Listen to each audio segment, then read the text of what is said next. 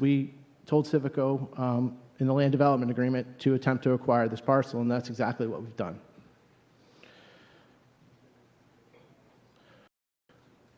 We're asking you to support Article 11 as it will support our endeavor with Civico to build on the Waterfield lot.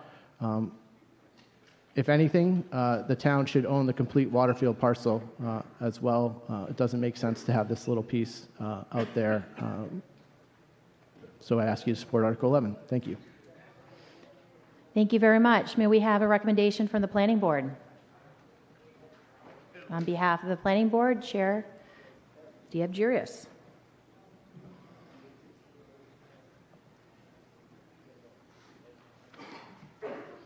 Good evening. The Planning Board voted unanimously to support this article. The control of this parcel is required for the town to proceed with any development on the Waterfield lot, and to fulfill this acquisition is required to fulfill the town meeting's directives to the Select Board regarding the lot. My apologies. Thank you. Thank you. May we have a recommendation from the Finance Committee? We have the Finance Committee Chair, Dr. Miller. Thank you, Madam Moderator. FinCom recommends favorable action. Was 12-member vote, unanimous. This is the language that Select Board Member Chair Mr. Mucci referred to.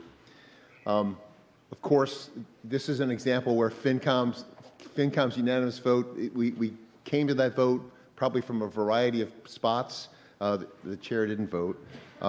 But this is just an additional expense that I think we're going to have to pay. And it's, as Mr. Mucci stated, I think it makes sense that FinCom believe it makes sense to put this parcel together as well. Thank you. Thank you. May we have a recommendation from the Housing Partnership Board? On behalf of the Housing Partnership Board, the Chair, Mr. Serbier.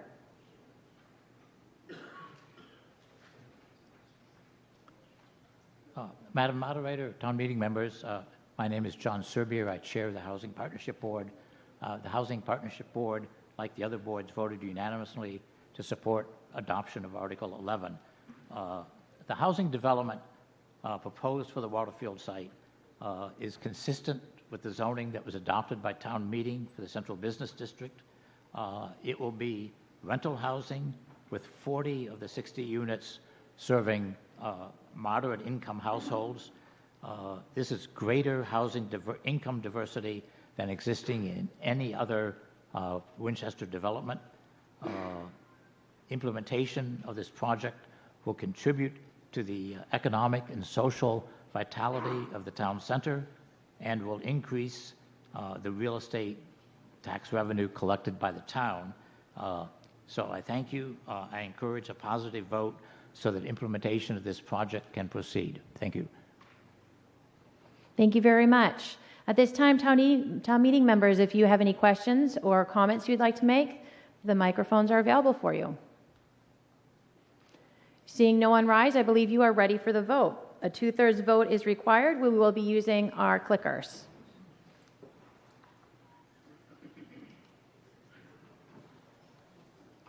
Give us one moment while it gets ready.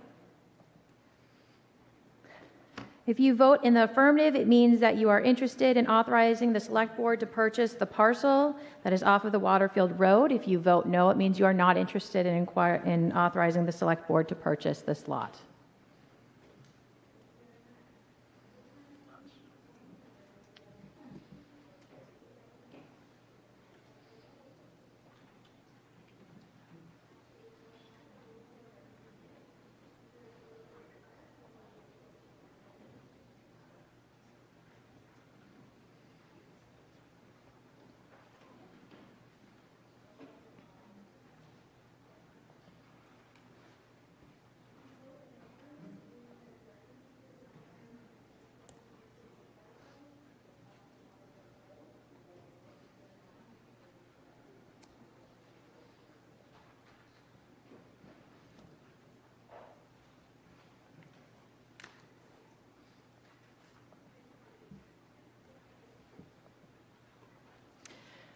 So as we scroll through this, a town meeting member so kindly reminded me that under Article 4, the moderator should not be calling the votes until we scroll through all the votes. And I know that it might be painful to wait till we scroll through all of them, but I think it will fix also a lot of issues that we've been having and help support the town clerk better. So I'm going to wait till it scrolls all the way to make sure everyone who's here vote is registered correctly before I call it.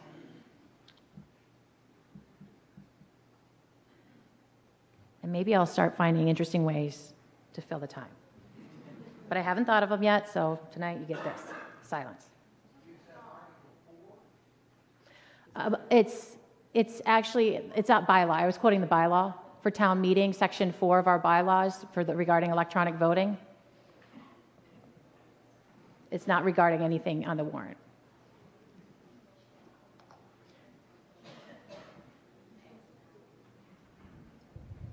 Is everyone's clicker working? You just say, excuse me, Madam Moderator, point of order, my vote didn't register, and we will register it up here before I call the vote. All that you just said. All right. Can you please state your name? Yes, Deborah DePeter, Precinct 7. And how do you vote? Yes. Yes, thank you. Thank you. How do you vote? Yes. Yes? So we have 2 additional yes?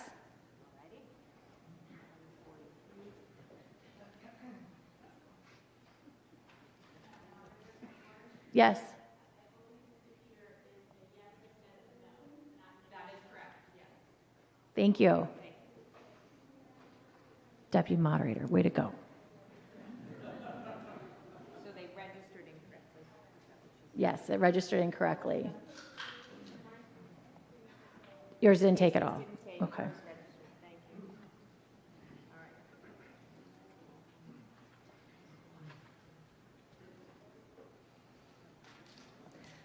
With 145 members voted, 97 required for adoption. There are 143 in the affirmative, 2 in the negative. The affirmative has it and the motion is passed. Moving on to the next article, which is number 12. Number 12 can be located on page 16 of your motion and background booklet. It is moved and second that the town vote to appropriate $100,000 from free cash for testing and engineering services for repair and or remediation work associated with the Winchester High School and all costs incidental and related thereto. This motion is coming before you from the Education, Facilities, Planning, and Building Committee, more lovingly referred to as the EFPBC. On their behalf is Mr. Chris Nixon. Thank you, Madam Moderator. Everybody hear me okay?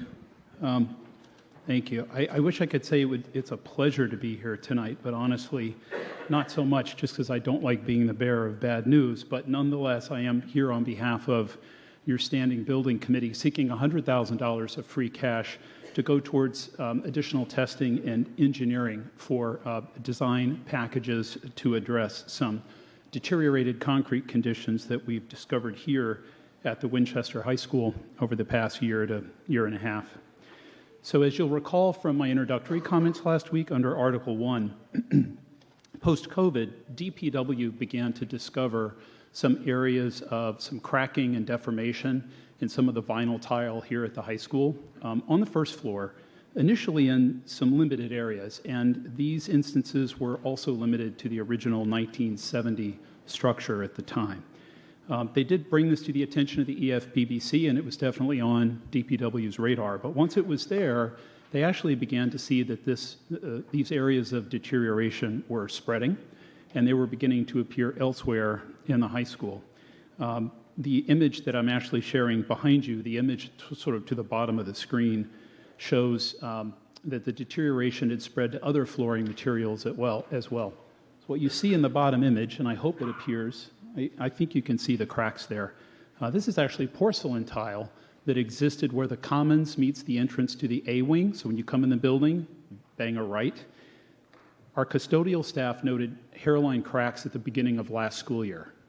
By the end of last school year, the crack had actually gone all the way across the floor. There were multiples, and it was coming apart, as you see here in the image, to give you an idea of sort of the rate of decay and concern.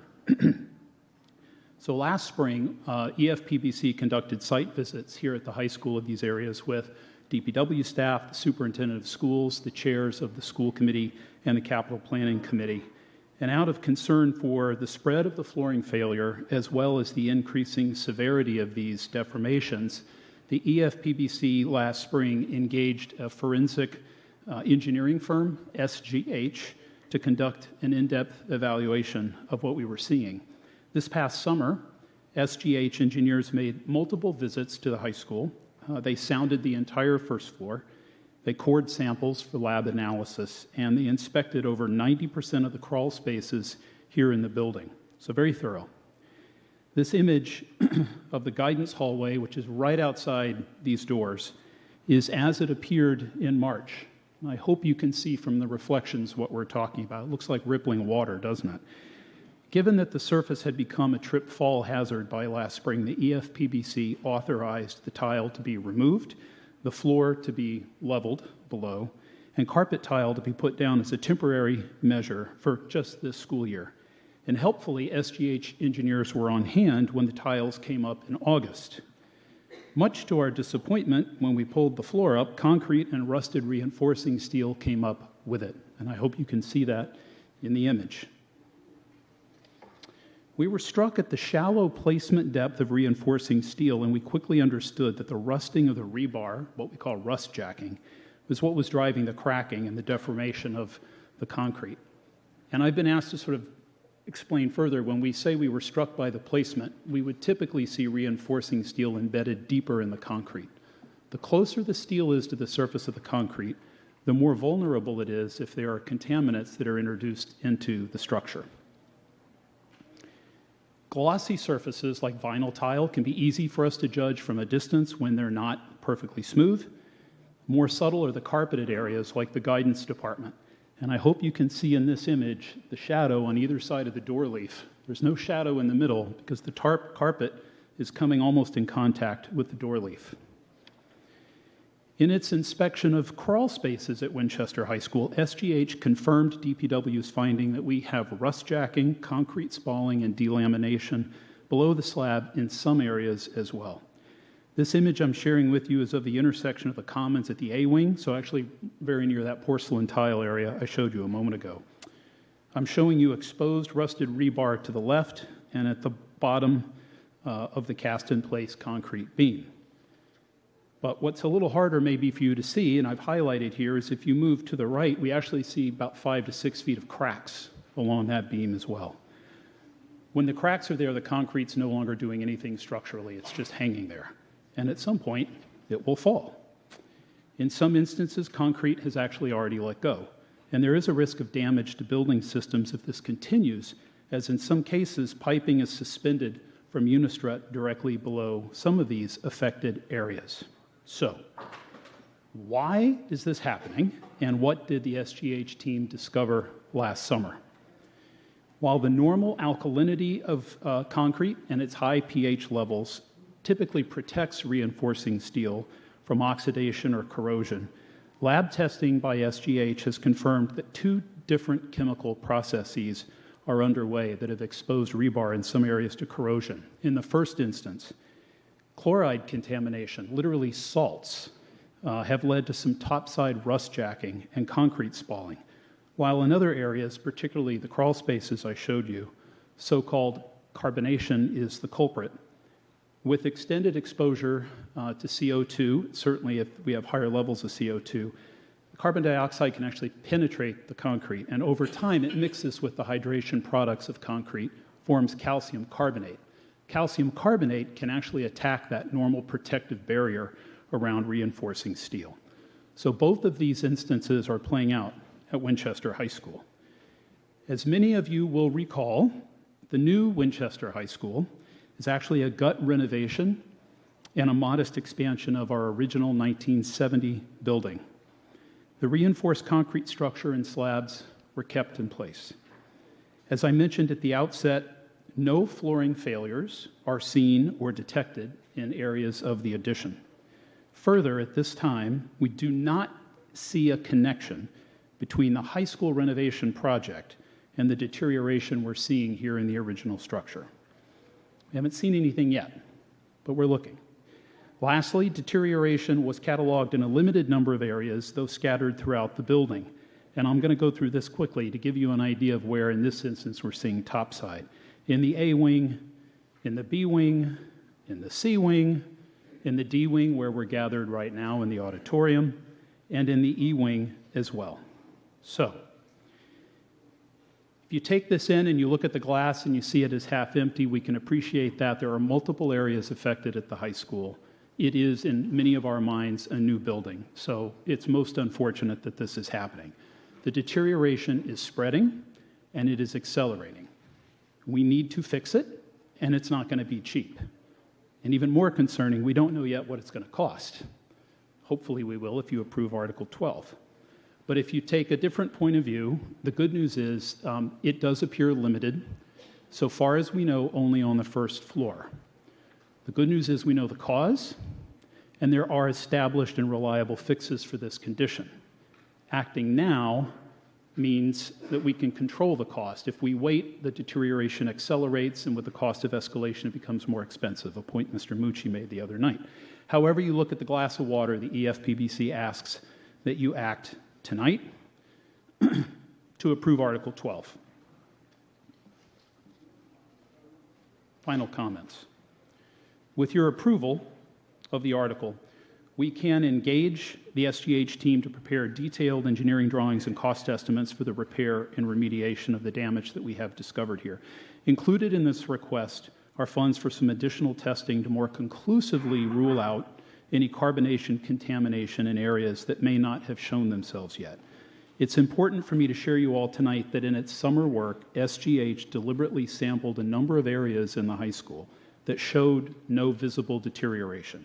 And happily, the lab results showed no contamination. So that's good news. We hope that it continues. We look forward to engineering solutions with cost estimates prior to Springtown meeting for discussion with the Capital Planning Committee, the School Committee, the Finance Committee, and the Select Board, so that we may find a source of funding for this much-needed work. My last note tonight is on behalf of the EFPBC. I do want to thank the Department of Public Works, particularly Pete Lawson, Chris Conway, and our high school-based team who helped assist SGH in their summer work, and they really did a great job getting some of these troubled areas ready for our students for the start of school. Thank you for your attention, and I welcome your questions. Thank you, Madam Moderator. Thank you very much. May we have a recommendation from the Select Board? Chair, Mr. Mucci. Thank you, Madam Moderator. The Select Board unanimously voted favorable action on this article. Thank you. May we have a recommendation from the Finance Committee?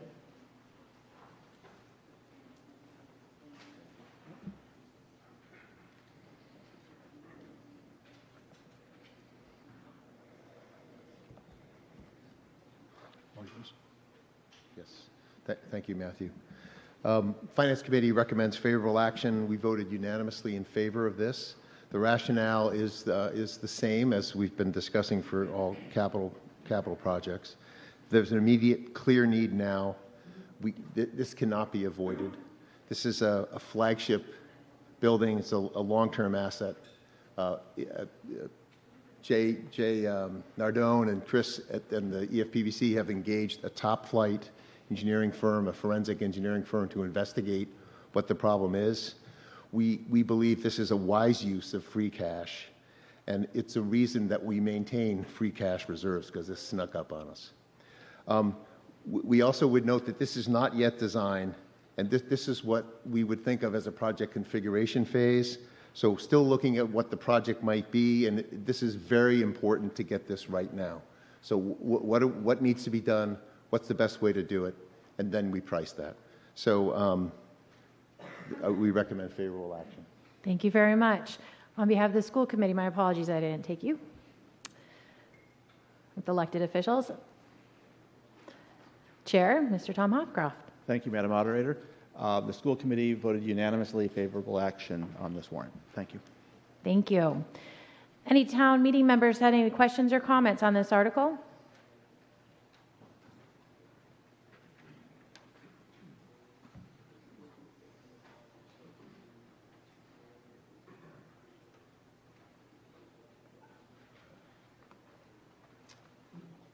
Madam Moderator, Eric Shediak, Precinct 1. My question is this, was any of this discovered when the building was rehabbed? And if so, is there someone we can go back and point the finger to and maybe they can help pay for the cost? To the EFPBC, could you please provide town meeting information about how was this essentially not discovered during the rehabilitation of the school? And if it should have been. I'd like to bring up an image That. to the question. Forward, backwards. Thank you, Mr. Shediak. Let me just very quickly advance to an image. So first of all, a couple of things. There was no indication of any deterioration when we were evaluating the structure of the building, topside or in the crawl space. It makes me feel old because I am one of, I think, many of you who think of this as a new building. The MSBA approved the preferred schematic for this project. This is after they made us look at putting a building on top of Mount Pisgah and in the town forest and on Wrightlock Farm and every other place the MSBA said we had to look. We did a year and a half worth of work to figure out where else we could build a high school. And after all that, we submitted this idea. The MSBA approved this project in May of 2013. So this structure was being evaluated, soup to nuts, almost 12 years ago. I wanted to bring up this image because I think it's helpful. Clearly, this damage didn't happen yesterday, and nobody believes that it does. But it is entirely possible, and I'll go to the next one, this is an adjacent beam. This concrete could have fallen 4 years ago. The cracks might have appeared 7 or 8 years ago. The issue is the structure was being evaluated 12 years ago. So nothing appeared to the team. Certainly EFPBC was not aware, and we had an OPM on the project, in addition to construction manager, as you may recall. I wanted to bring this image up also for another reason, and Mr. Nardone, I appreciate, made this point to me earlier today. You'll see these threaded rods that we've got connected to the concrete. These are associated with the new building. There's no cracking where the rods are going into the concrete. The rods hold unistrut, which then hold piping on the building. We can say with certainty no contractor would have actually placed the rods and hung the unistrut and brought the piping in, seeing deterioration like this. It's one of the truisms in the industry. Once a trade places their work onto or in any way relying on the work of others, they sort of own that from a liability point of view, and they throw a yellow flag. So it's a long answer to your question that the structure was thoroughly evaluated. We saw nothing.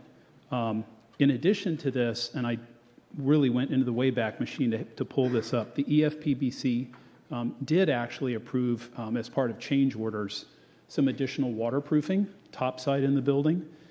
We also added some piping in every single wing, well, 5 wings of the building, all 5 wings, some ejector pits and pumps so that we could continue to pump groundwater if it collected. And DPW has confirmed for me this week the pumps work. They're checked every month, and we also have alarms if the pumps fail. So a lot of effort went into sort of mitigating the risk to the extent water has anything to do with it. And we did look at the building very carefully. But as I said, if SGH, in their next phase of work, should you approve Article 12, if we find something that suggests any culpability, we will act on it with management and town council for sure. Okay. Thank you. Thank you. Further on the question? Thank you, Madam Moderator. Marilyn Gagalis, Precinct 1. And I actually had the same question, but I might just ask if this is something, if the evaluations by engineers are done so much earlier than the project, before the project has begun. Something like this, we all knew it was an old building. And I would have expected that engineering would find something, but seeing that it was 12 years, that's understandable. But is there never a check, or maybe this is something to think about, having the engineering done so far in advance before the building is complete? Maybe there should be a midway check, especially on buildings where you're adding new to old. I've lived through a renovation of the library that I worked for, and we had to do old and new building. And it took a lot of different engineers and engineering discussions further into the project than just a beginning one. So it might just be a suggestion at this point for future. Thank you for that. Further on the question? Hi, Ben Albiani, Precinct 7. Just saying this at the beginning, I'm going to vote for this because it's something that needs to be done. I'm just wondering were there core samples that were done in the testing beforehand? Not that we're aware of. And I'm glad you asked that question because Mr. there are really Nixon, you two skipped different me. ways. I'm I sorry. apologize. Madam Moderator, Madam Oh, through not you. you. No. Mr. Nixon was the on one me. who was out of, Sorry. out of order. Through the moderator. It's my bad. Go ahead. As we understand it, there's primarily two ways to discover that you've got the problem. One is there's deterioration and you see it, and that's what we never want to have happen. The other is you can take concrete samples and you can test them in the lab. The observation I would make is that we just did summer testing, as I mentioned a moment ago. SGH took a few samples throughout this building, and they tested fine in the lab. They look fine, and they tested fine. So if we roll the clock back, let's say 12 years ago, and there's nothing in this building that raises an alarm, we could have gone and done core samples, and in my opinion, could have just as easily grabbed the samples that go to the lab that say you don't have a problem. So it's a little bit like playing roulette, right, about what you hit. But I have been dwelling on, that very question. I mean, how many samples do you take? You can only take so many before you turn the structure into Swiss cheese. I would make the observation, if I may, Madam Moderator, just to the prior comment. We have in Winchester today reinforced concrete structures that are older than this building, and they show no deterioration. So there's not necessarily anything flawed about that approach. Every structure has a risk. If it's stick-built, you could get termites. I mean, everything sort of has a risk. The committee, worked so hard with so many consultants in evaluating this building 12 years ago. So no doubt it's unfortunate, and I appreciate that the member will vote in support. I will be voting in support. And we just look forward to being able to bring back a tight scope of work with a number, perhaps as early as spring town meeting, and have some conviction about how we're going to fix it and that it's going to last a long time. Just as a follow-up through Madam Moderator, I just wish that when we had done the initial testing that there might have been some core samples. That's all. We need to fix the properties that we have that are our assets. Obviously, we need to fix them. I just would like maybe more of a thorough investigation beforehand. That's all. Thank you. Thank you for that feedback. Seeing no other town meeting members rise, I believe you are ready for the question. We will move to the voter. It is a majority vote required.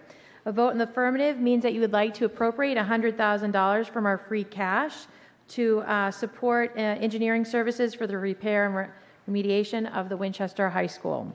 A vote in the negative means that you are not interested in appropriating money towards the repairs, engineering required for the repairs at the Winchester High School.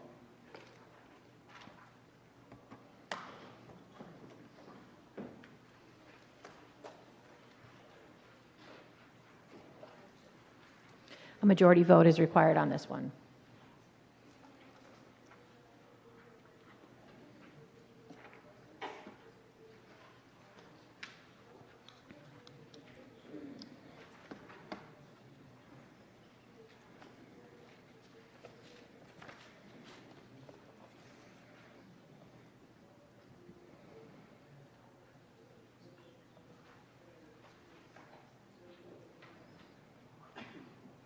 Once again, if your vote is not registered correctly, please rise and let me know so we can get it properly registered.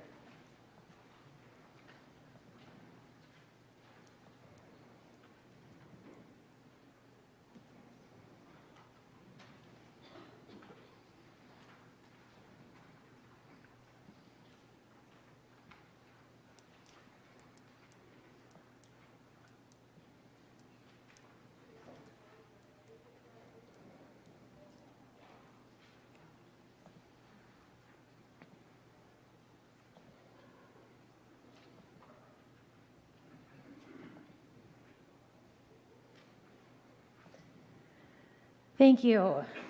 There are 154 voted, all in the affirmative. The motion passes unanimously. Moving on to Article 14. This is coming to you by the school committee. It is moved and seconded to accept the local acceptance provisions of the fourth paragraph of Mass General Law, Chapter 40, subsection 3, such that this statute will apply to the Winchester Public Schools as follows. The monies received from such rental or lease shall be kept separate and apart from other town funds in the town treasury and may be expended by the school committee without further appropriation for the upkeep of the facility so rented or surplus space which is so rented, and any such balance shall remain in said account and may be expended for the upkeep and maintenance of any facility under the control of the school committee. On behalf of the school committee is their chair, Mr. Hopcroft.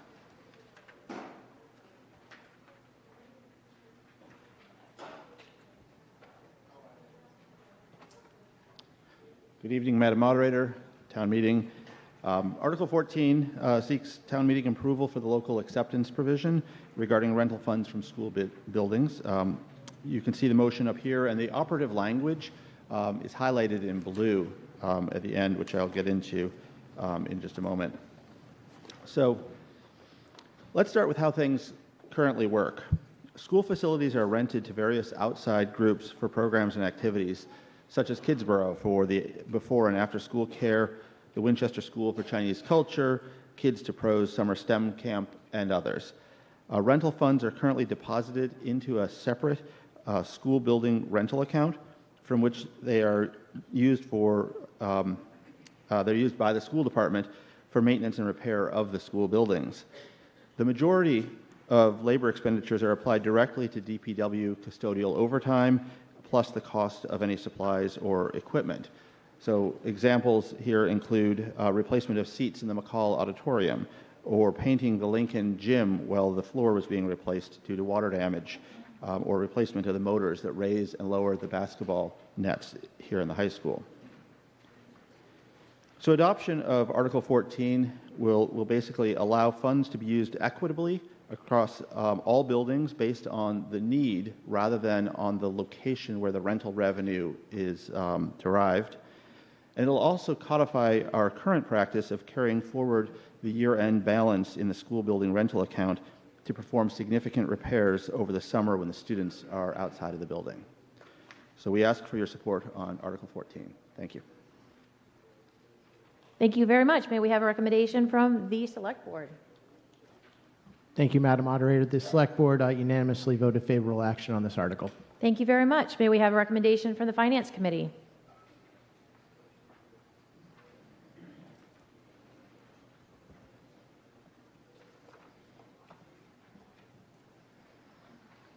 I'll get there.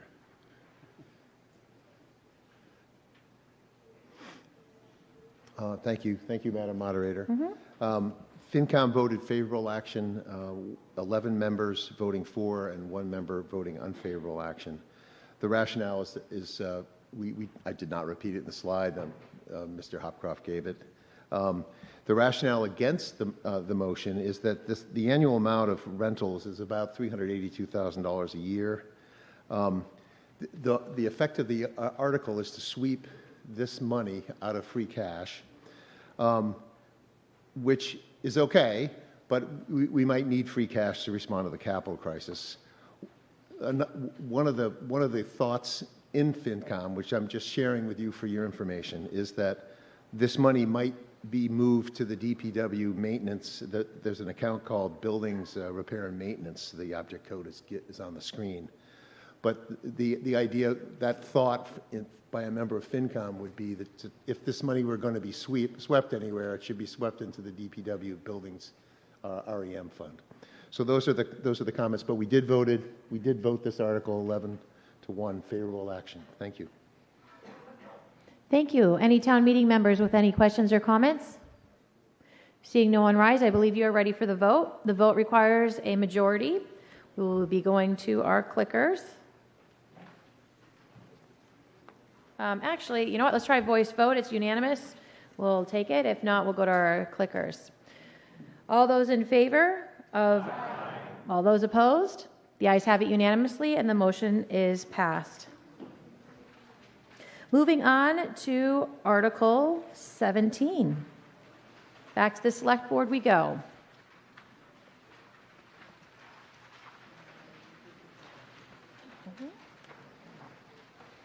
Article 17 is on page 23 of your fall annual town meeting motion and background booklet.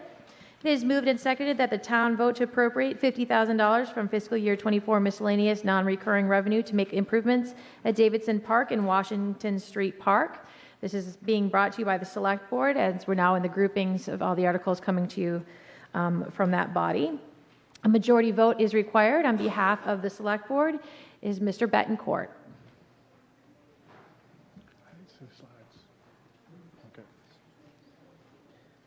Thank you, Madam Moderator. Town meeting, as many of you may have noticed, we've had a lot of construction on Cross Street and in and around town.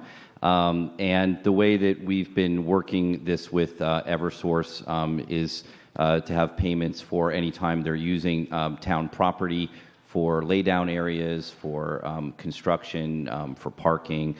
This is one of those items, and it's really to mitigate the damages.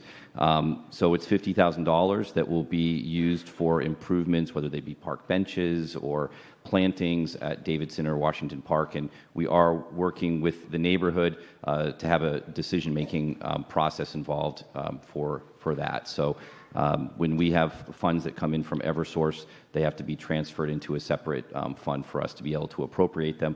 Otherwise, they just revert to free cash, and we want the money that stays in to stay in the neighborhood and the area where it's been impacted. Thank you. Thank you to the Select Board. May we have a recommendation from the Finance Committee? Thank you, Madam Moderator. I don't think we have a slide on this, but Matt, could you help me find it? Okay, yeah, but we did vote unanimously favorable action on this article. Thank you. Thank you. Do we have any questions or comments from town meeting members? Seeing no one rise, I believe you're ready for the vote. A majority vote is required. We'll try a voice vote first. If not, we'll go to our clickers. All those in favor of Article 17's motion to appropriate $50,000 from the fiscal year 24 miscellaneous non-recurring revenue for Davidson Park and Washington Street Park. All those in favor? Aye. All those opposed? The ayes have it unanimously, and the motion is passed. Moving on to Article 18.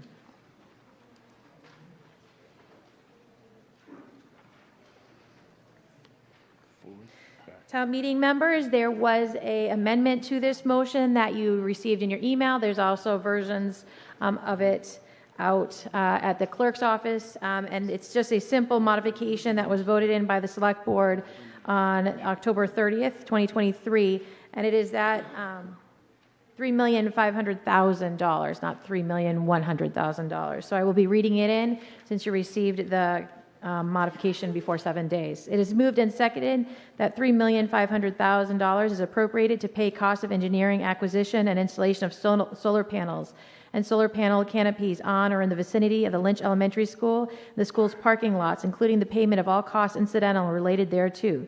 That to meet this appropriation, $300,000 shall be transferred from free cash, and the treasurer, with approval of the Select Board, is authorized to borrow $2,800,000 pursuant to General Law, Chapter 44, Section 7, Subsection 1, or pursuant to any other enabling authority.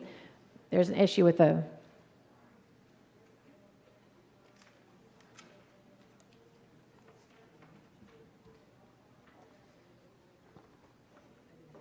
Can I have your sheet?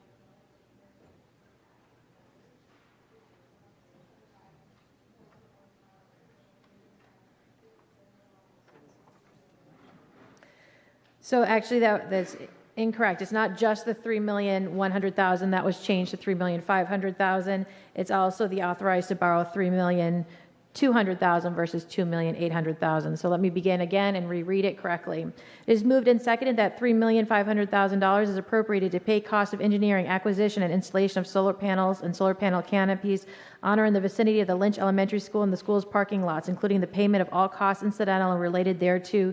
That to meet this appropriation, $300,000 shall be transferred from free cash, and the treasurer, with the approval of the Select Board, is authorized to borrow $3,200,000 pursuant to General Law, Chapter 44, Section 7, Subsection 1, or pursuant to any other enabling authority, and to issue bonds or notes of the town therefore. That the town manager shall be authorized to have oversight of the project, and in accordance with Section 4-2 of the Town of Winchester Home Rule Charter, the town manager shall have the authority to enter into contracts and approve payments with respect to the project. This requires a 2/3 vote of the meeting. On behalf of the Select Board, Ms. Michelle Pryor. Thank you, Madam Moderator. Good evening, everybody. So, wanted to show you, as you all have heard about the... Hold on a second. Okay. There we go. Thanks, Matt. Thanks, Sam. Okay. So behind you is a fetching picture of the new Lynch School. Consistent with the Select Board's recommendation in March, we are encouraging the use of solar photovoltaic production to achieve net zero energy status in Lynch School and most of our new buildings. To achieve this, there are going to be 3 separate solar arrays at Lynch. One on the 3rd floor classroom, which is already part of the core design, more to be installed on the building's roof, and ground-mounted solar canopies. So looking at the picture, the parking, parking canopies to cover the cars are on the far left, that's where staff parking will be, and the solar panels on the roof are the areas outlined in red. The design of this building is what MSBA approved, and the core budget does not include the cost for those additional canopies on the roof and over the parking, because at the time we put this through to MSBA, I think it was assumed that the town would enter into a power purchase agreement to lease the solar panels from a third-party vendor, similar to what was done at VO and WHS. However, in the core budget, there is $800,000 to ensure the structural capacity of the roof to actually bear the load of those solar panels. And as I mentioned, there is a solar array on the 3rd floor classroom. There's additional work to be done to get the site ready for any type of solar, which is some work for parking canopy bases, drainage, and conduits. That's estimated at $500,000. As we just mentioned with the revised motion, the original estimate that we had, which was in your motion book, had a full estimated cost of $3.1 million. Upon the completion of 100% construction design documents, whoops, jeez, this is sensitive. That revised estimate was $3.5 million. A little bit later in the presentation, you'll see a cost-benefit slide. So what was communicated to you, as read by the moderator, is $3.5 million, of which we're proposing to use $300,000 in free cash and borrowing the rest. Additionally, the memo that you received, dated October 31st, said that we expected bids to come in from construction bidders on November 17th. As of last week, that deadline is now pushed to November 30th. So why is that important? We don't know the actual costs, and we won't know the actual costs before we finish town meeting. We won't know until the end of the month. But we're going to go with what we have and explain what we still see as the benefits of owning the panels versus leasing the panels. So what's changed? The Inflation Reduction Act of 2022 made federal investment tax credits available to municipalities if the solar arrays are owned and operated by the town. Previously, those credits were not available to tax-exempt entities. So the PPA provider could claim it, homeowners could claim it, taxpayers could get federal incentives. But as of 2022, the town can now get in that game. So as the chair of another committee said when I presented on this, so the federal government is going to pay the town government. Yes, they will, and I don't make the rules, but I'm more than happy to get the money. The town hired an independent third-party consultant to work with us on estimates. She's available tonight if we need some additional questions that go beyond my knowledge. We convened a subcommittee, which had members of the Select Board, EFPBC, School Committee, the town project manager, the town sustainability director, and an observer from the Finance Committee to look at the estimates, the assumptions, the timing of the bids. We've met at least a half a dozen times since June to look at the ongoing sort of changes in cost, changes in estimates, potentially options on how to get the drainage built and all those types of things. So it wasn't just Select Board, it was a bunch of us. And as I said in our last call last week, I'll miss them all when we don't meet as often as we do. So that's what's different for us. We have a chance to actually receive the benefit of that tax credit. And I'll show you exactly how much that is. So why buy versus lease? We've always leased thus far. By owning and operating, the town gets the tax credit, which is 30% of the cost of the panels, or roughly $800,000, to offset the cost of installing those panels. We avoid paying energy that we would otherwise need to purchase back from a PPA provider. And we receive a discount on any excess energy, which if we have a sunnier July and August, we would actually think we would generate more through solar than we would normally in normal use. Fewer kids in the school, potentially smaller, fewer programs, excess energy, we get a credit in our tax bill. It's an opportunity to actually invest capital dollars to offset our operating budget. And I think for anyone at town meeting that isn't aware of this, energy comes out of the municipal budget. All of the school's energy is paid for on the municipal side. So right now the energy bill for the lights and the heat comes out of municipal. If we have solar and it pays for itself in 7 to 8 years, we basically get nearly free energy from our own building versus leasing our roof to a third party and buying back the energy that our own building generates.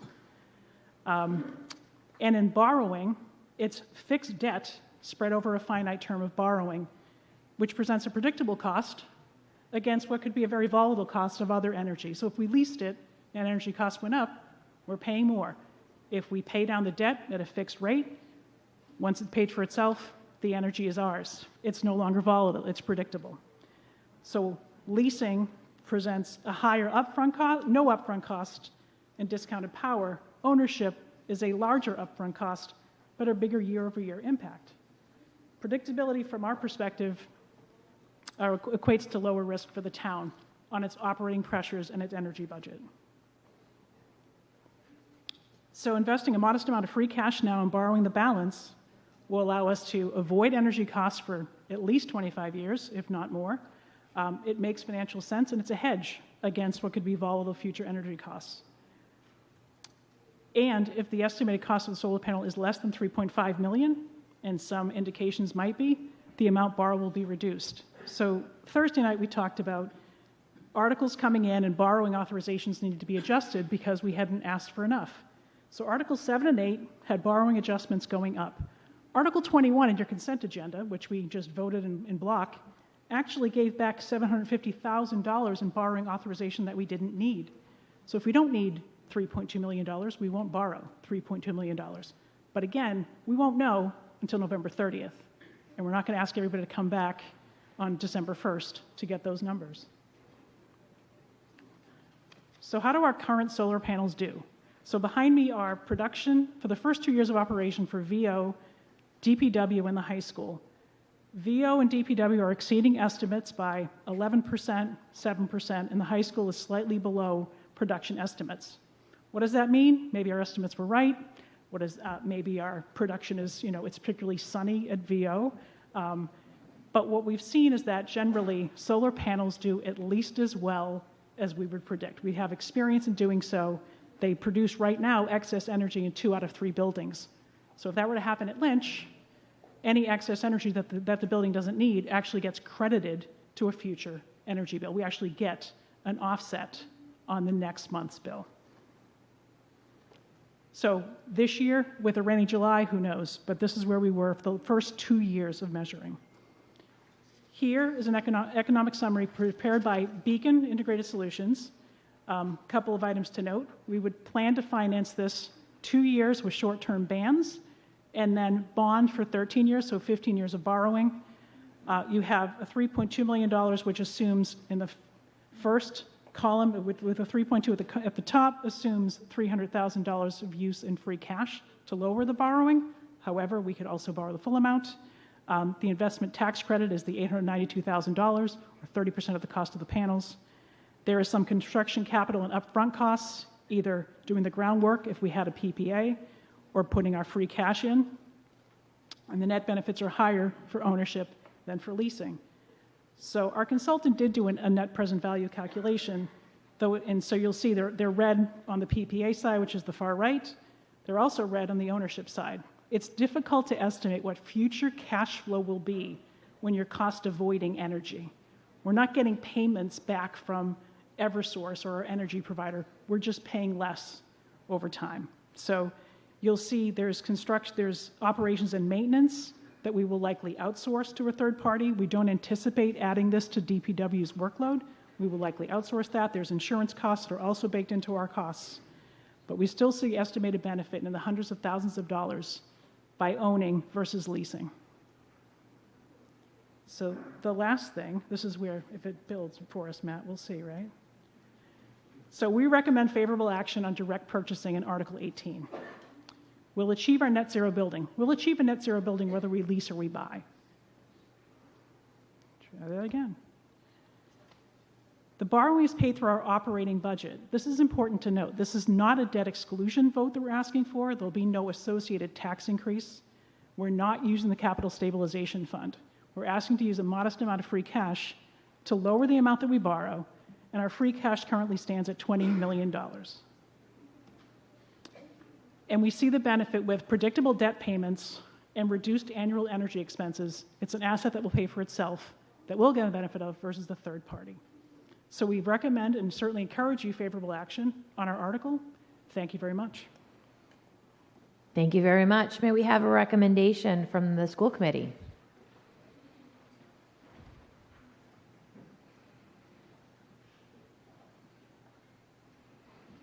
Madam Moderator, town meeting members, the school committee voted unanimously favorable action on this warrant. Thank you. Thank you very much. May we have a recommendation from the finance committee?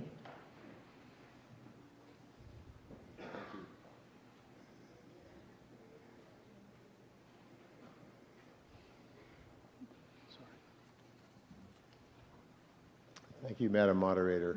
FinCom recommends favorable action on Article 18, which we describe as the town purchase of the solar panels. And as is our custom, we try to give the rationale for and some of the rationale against.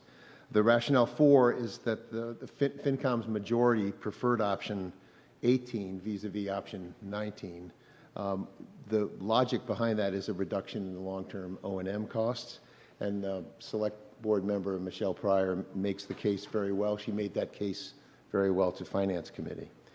We also think that one of the things that we need to spend a little more time focusing on is the long-term costs that follow construction and the long-term operation and maintenance costs, which is, as I mentioned a couple meetings ago, is 87% of the cost of owning a building is what you spend after you get it when you first construct it. So this is an effort to focus on the long-term operations costs, and we commend the attention on that issue, which we think is consistent with the charter.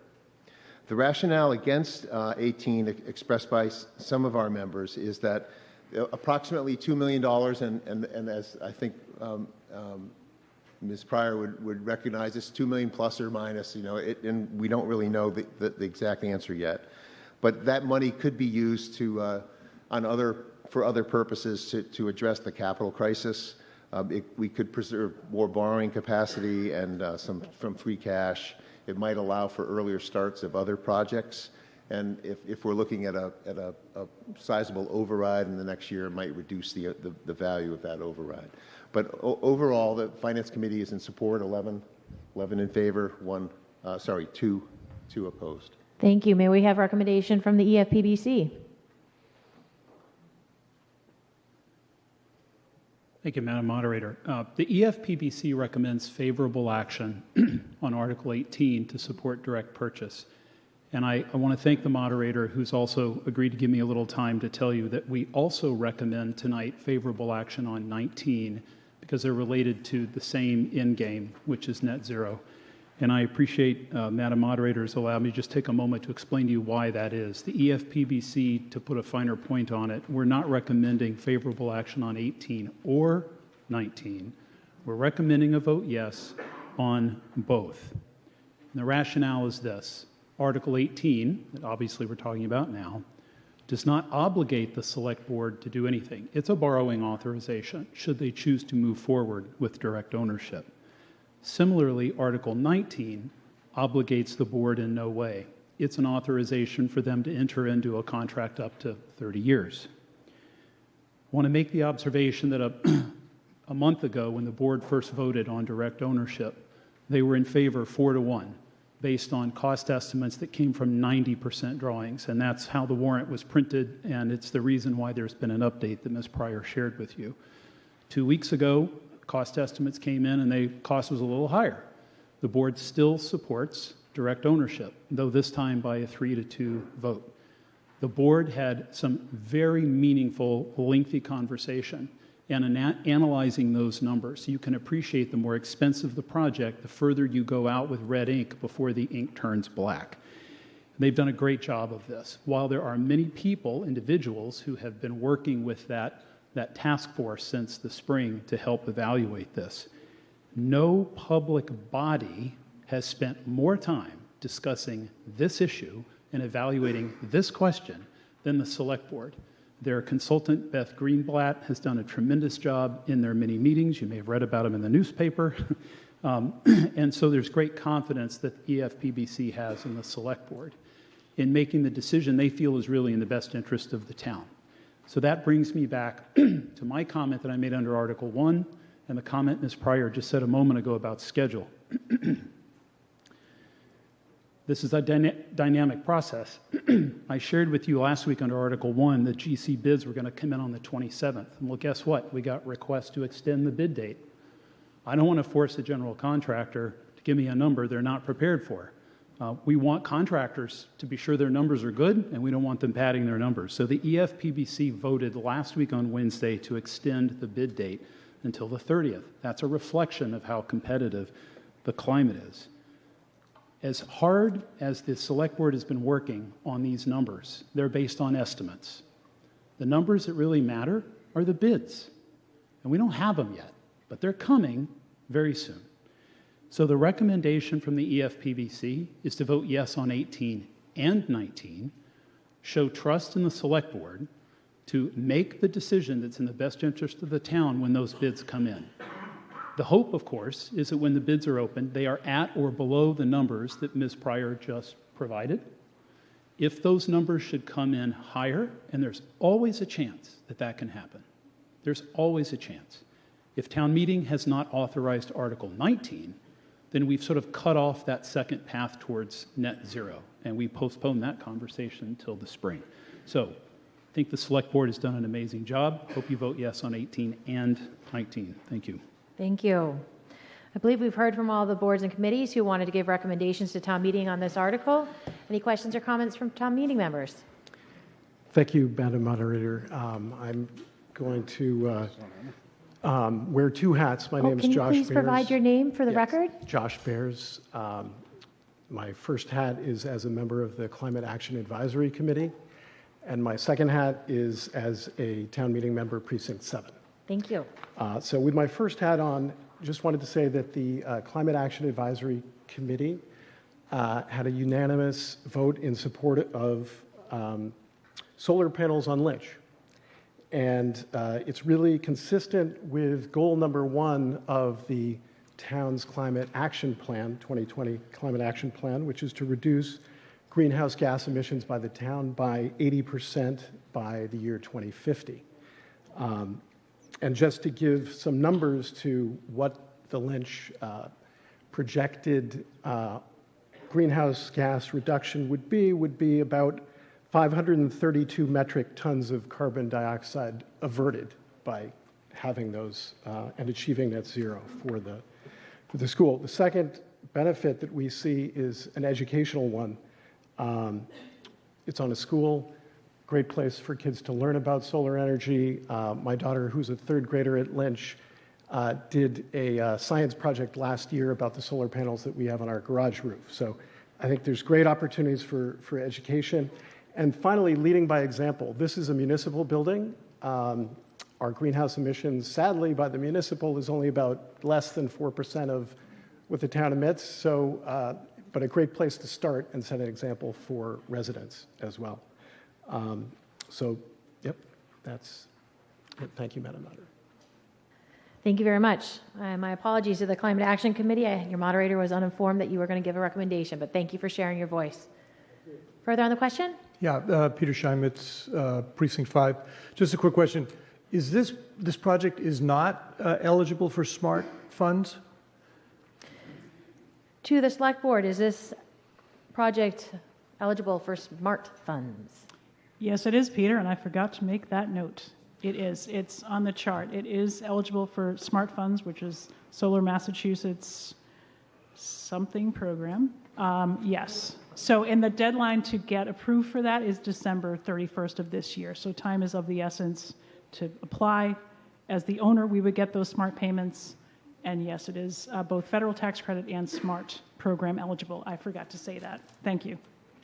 So just to follow up for the town, that means you get paid for production, you defer your energy costs, and then you get paid for what you produce. So you get another 11 cents, so it's half of the price of the electricity is what you get. Thank you. The smart is smart. All right, seeing no other town meeting members rise, I believe we are ready for the vote. It is a 2/3 vote, and it is to authorize appropriate money. So at this point, I'm just going to use our clickers real quick. We might as well check to also make sure they work and to make sure we get that fully documented vote in place.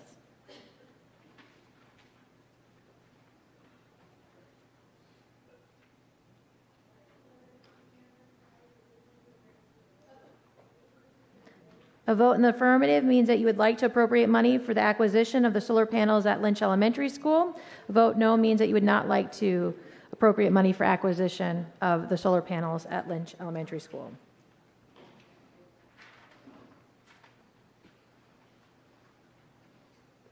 Two-thirds vote required.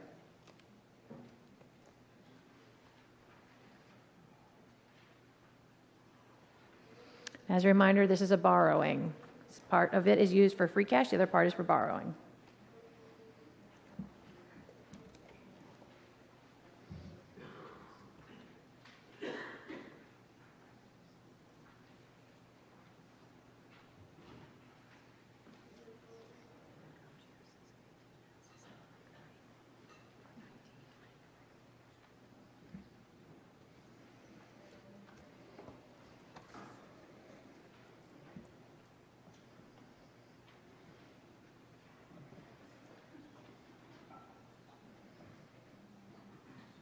Sorry if I'm in your way.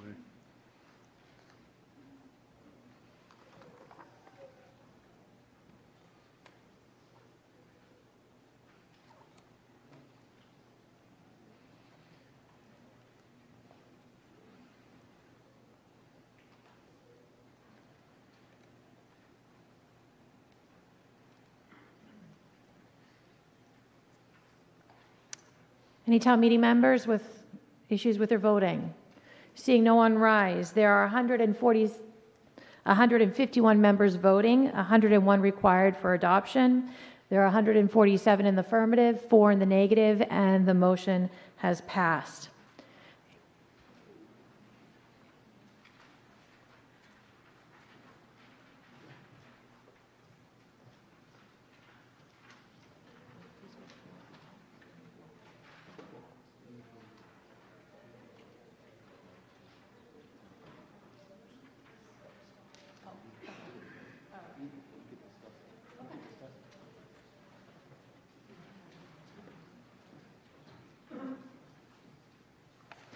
So your moderator has been informed that the FinCom would like to convene and discuss Article 18 before, Article 19 before we take it up. And it's almost 8 o'clock, so I'm actually going to let us break so they can do that during our break and not hold up our meeting. We're going to take 15 minutes. You are welcome to stand around the FinCom if you want to hear them debate Article 19. Otherwise, please go visit the Girl Scouts and enjoy stretching your legs. Thank you.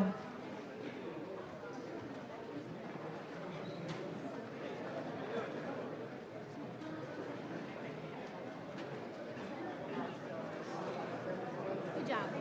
Thanks. I got a Peter Chimetz just sent me his stuff too, so I got to get that from you.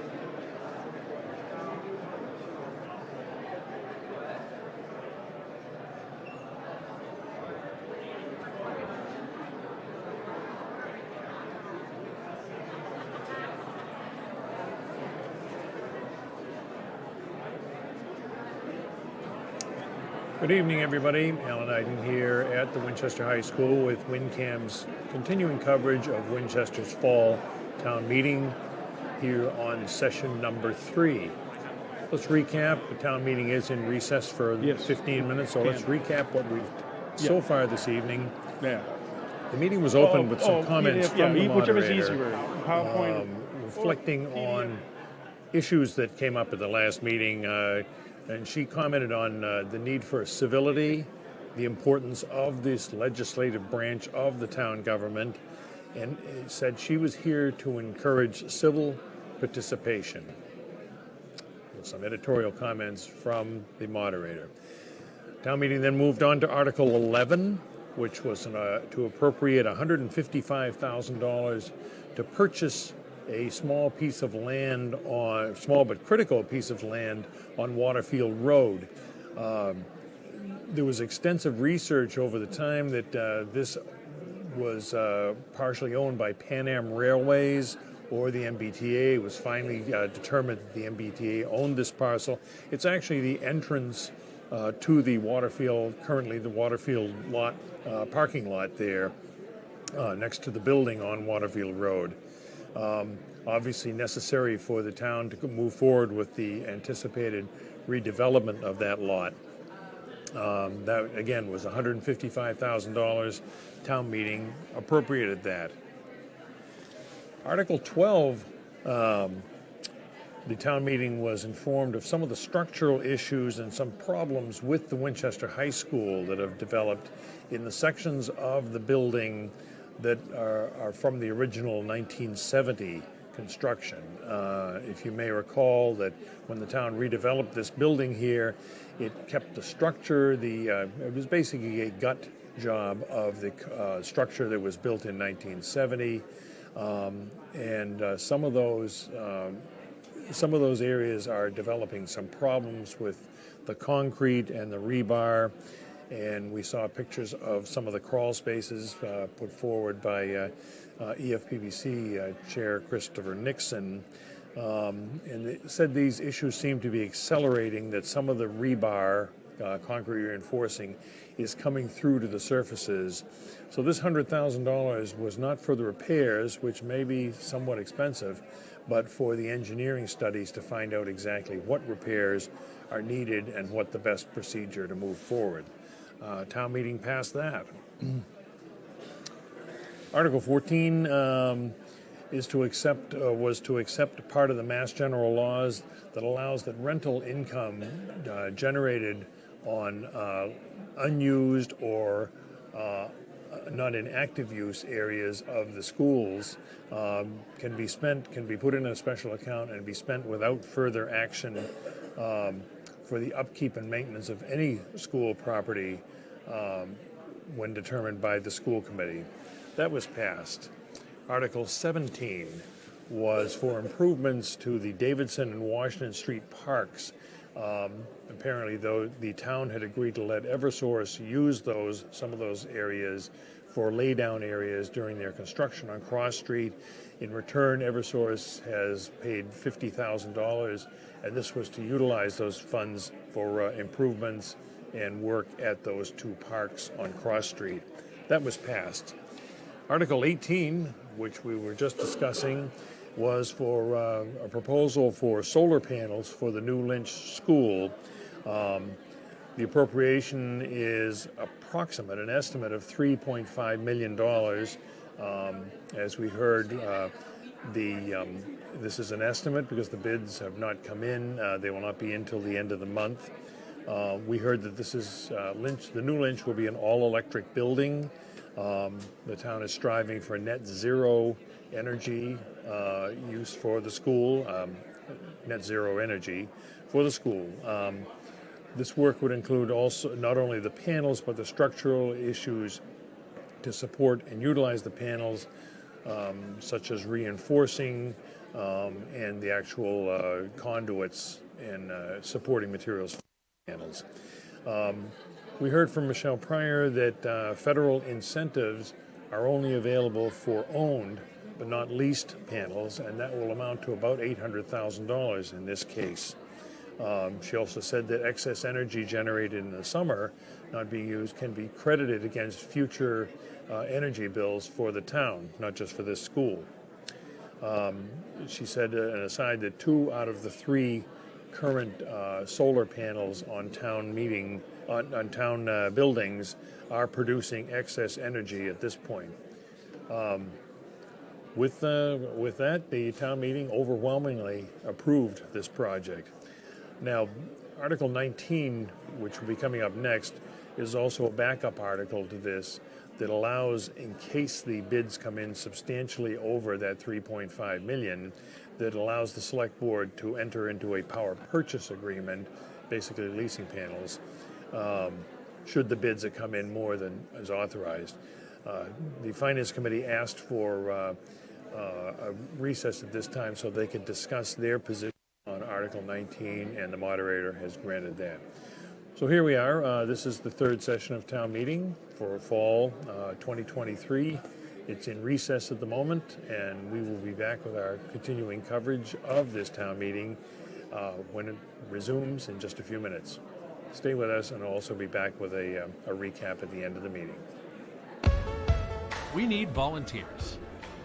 In order to keep up the level of sports coverage WinCam currently provides, we are in need of additional support. What does WinCam cover? WinCam broadcasts Winchester High School volleyball, football, basketball, hockey, and more. These games stream live on our website, as well as on our cable channels. All games are then uploaded to YouTube for replay. If you're interested in sports broadcasting, camera operation, commentating, and more, email us at wincam@wincam.org to see how you can get involved.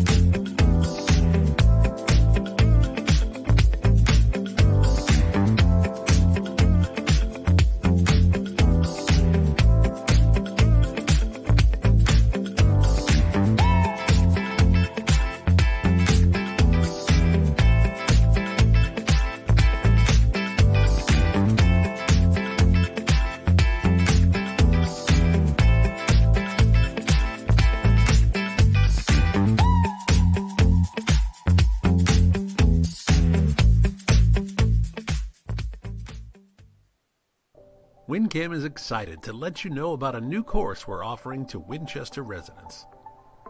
Introduction to Video Editing in Adobe Premiere Pro is an intensive 5-session, one-on-one or small group course designed to provide a solid foundation in post-production. From file organization to color grading, we'll provide a comprehensive overview of the program, which has become the industry standard for video editing. Participants will learn by doing and leave having edited a polished scene. Premiere Pro is one of the top editing programs used by professionals, and since it's part of the Adobe Creative Cloud, Premiere integrates seamlessly with other industry standard programs such as After Effects for visual effects and Audition for audio mixing and editing. WinCam will soon offer courses in other software programs so students can get an education that elsewhere would cost thousands of dollars. Our class is ideal for students interested in pursuing media as a career, adults looking to broaden their skill set, or anyone who is passionate about content creation and the visual arts. This class will be taught on-site at WinCam by our training and outreach coordinator, Kayla Avitable. Hi, I'm Kayla, and I'm excited to use my experience in video editing to help people in town learn these skills and bolster their media toolset. To learn more about how to sign up and course logistics, scan the QR code or visit wincam.org/adobe. This course is offered year-round at $325 for all 5 sessions. Scholarships are also available for those in need of financial assistance. Finally, a year of membership to WinCam is included in the price of the course, giving you access to our state-of-the-art facilities and equipment. We hope to see you here for this course. Soon, you'll be making videos just like this one. WinCam is more like the public library. It's a resource for folks who live or work in Winchester. But instead of loaning out books or those types of resources, we're loaning out cameras. People see us at government meetings like a town meeting or select board meeting, and they think that's sort of WinCam's role, but there's really a lot more to what we're covering and what we're documenting. For example, the high school sports that we cover. There's all kinds of community events that we not only document, but we normally will carry live, and we're actually archiving all of those too. So the town's history is actually being recorded. In addition, WinCam is a great place to pick up some professional production skills at a reduced price. People are often really surprised when they come down and visit us for the first time. They're amazed at the facility itself and the resources that we're able to offer to residents. People are always like, I can't believe I didn't know this was here. Well, access to media shouldn't be limited to those who can pay the high price, right? So that's what community media is all about. You should be able to come in and learn how to create your own media, and you should be able to turn on your television or your computer and access local information and entertainment. That's what WinCam does really well. That's what we're all about. That's the mission. And that's what public access in its core was set up to do from the very beginning.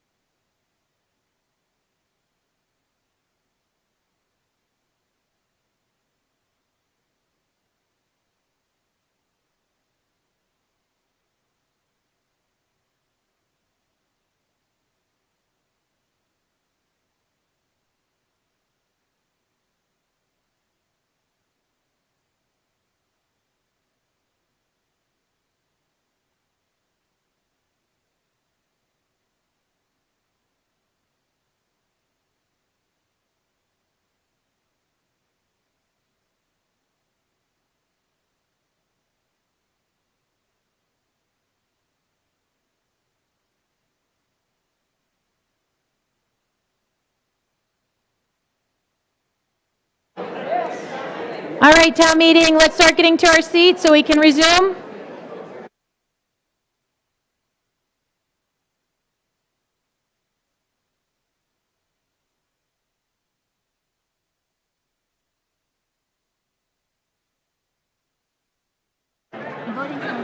So we're on Article 19 though, right? So we don't need, yeah, I need to keep that for FinCom. She's a PowerPoint right there.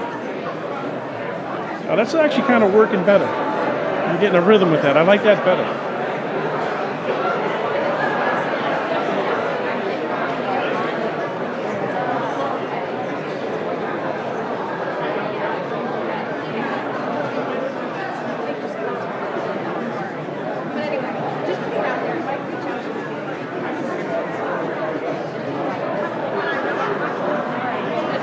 All right, second call, please take your seats.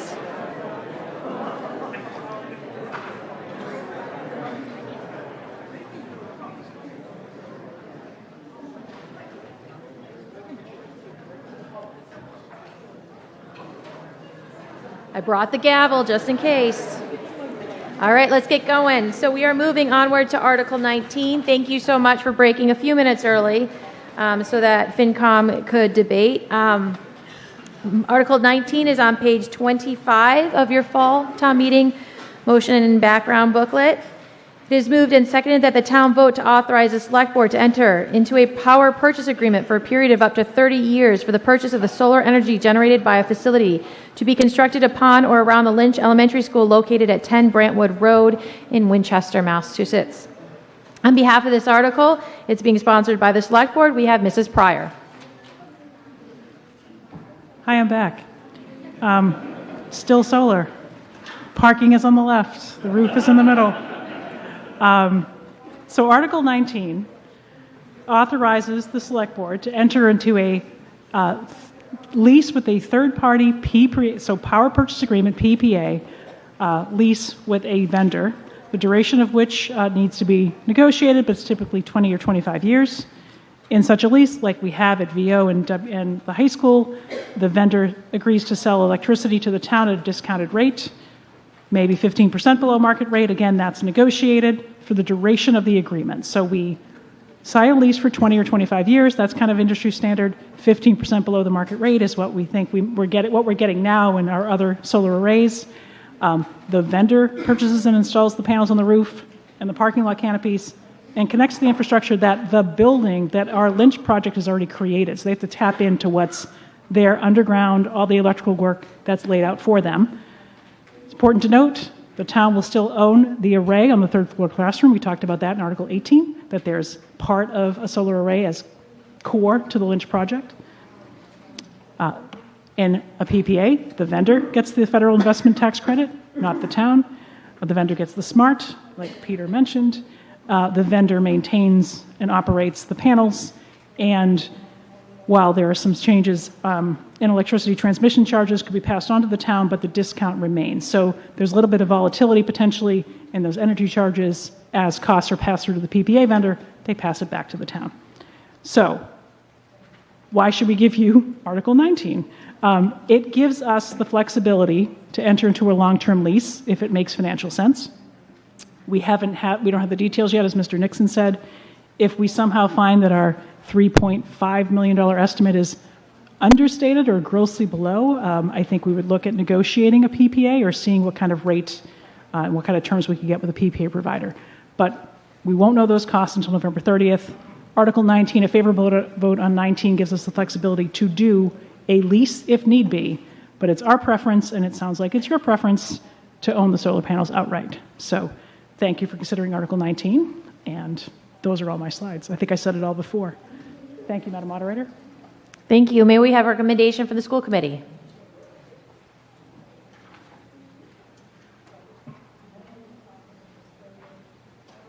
School committee recommends favorable action for the reasons stated. Thank you. May we have a recommendation from FinCom?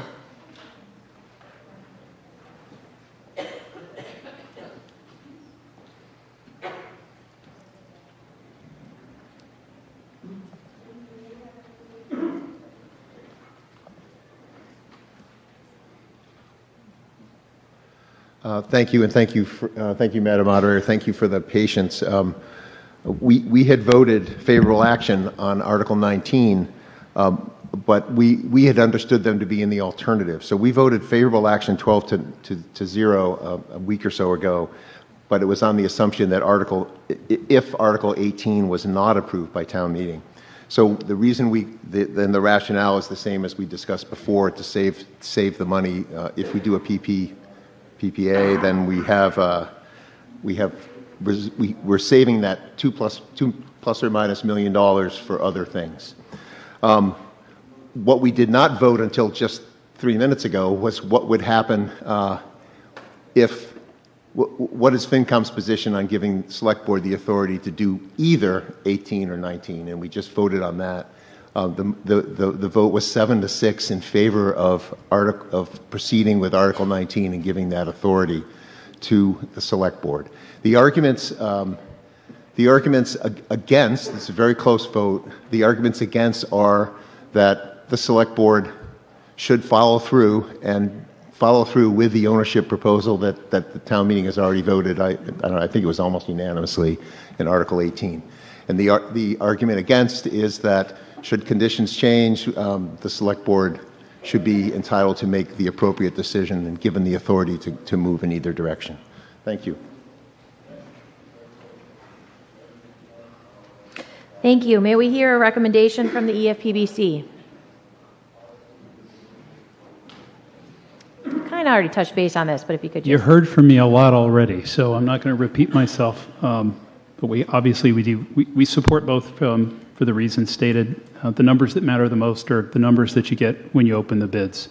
Everybody who's been involved in this process since March has been hopeful that the bids are going to come in at or below the estimate, but there's always the chance that they don't, and we don't want to be stuck. The alternative is if the costs come in considerably higher, purchase no more makes sense for the board. We don't want to be talking about this at Springtown meeting because we've just postponed for another 6 months identifying who our partner is, and there's a lot of project coordination involved. So it's just about giving them the authority should conditions warrant. Thank you. Did the Climate Action Committee have any recommendations?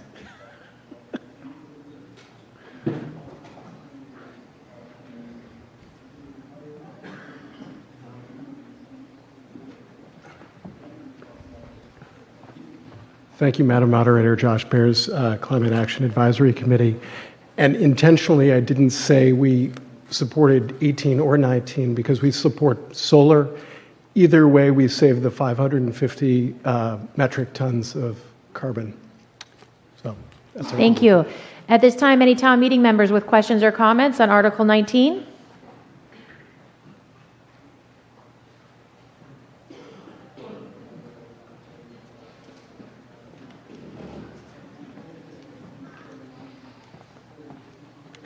Thank you, Madam Moderator. Pamela Court, Precinct 5, through the moderator to town meeting.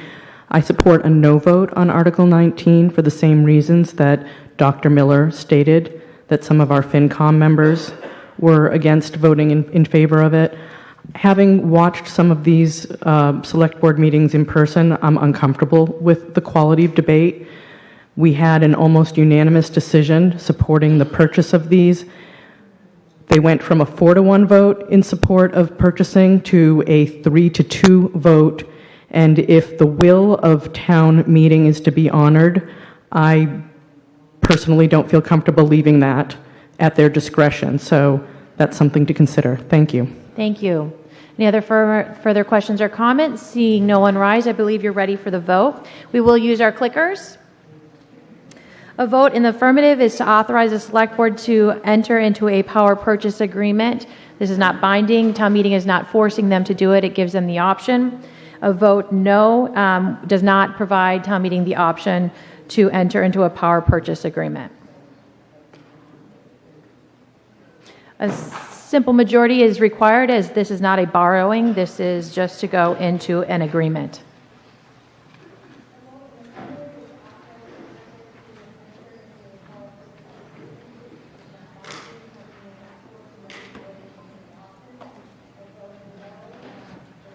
I've been reminded that your vote will not register until the green light turns on, so if you hit it early, You didn't wait till the light turned green.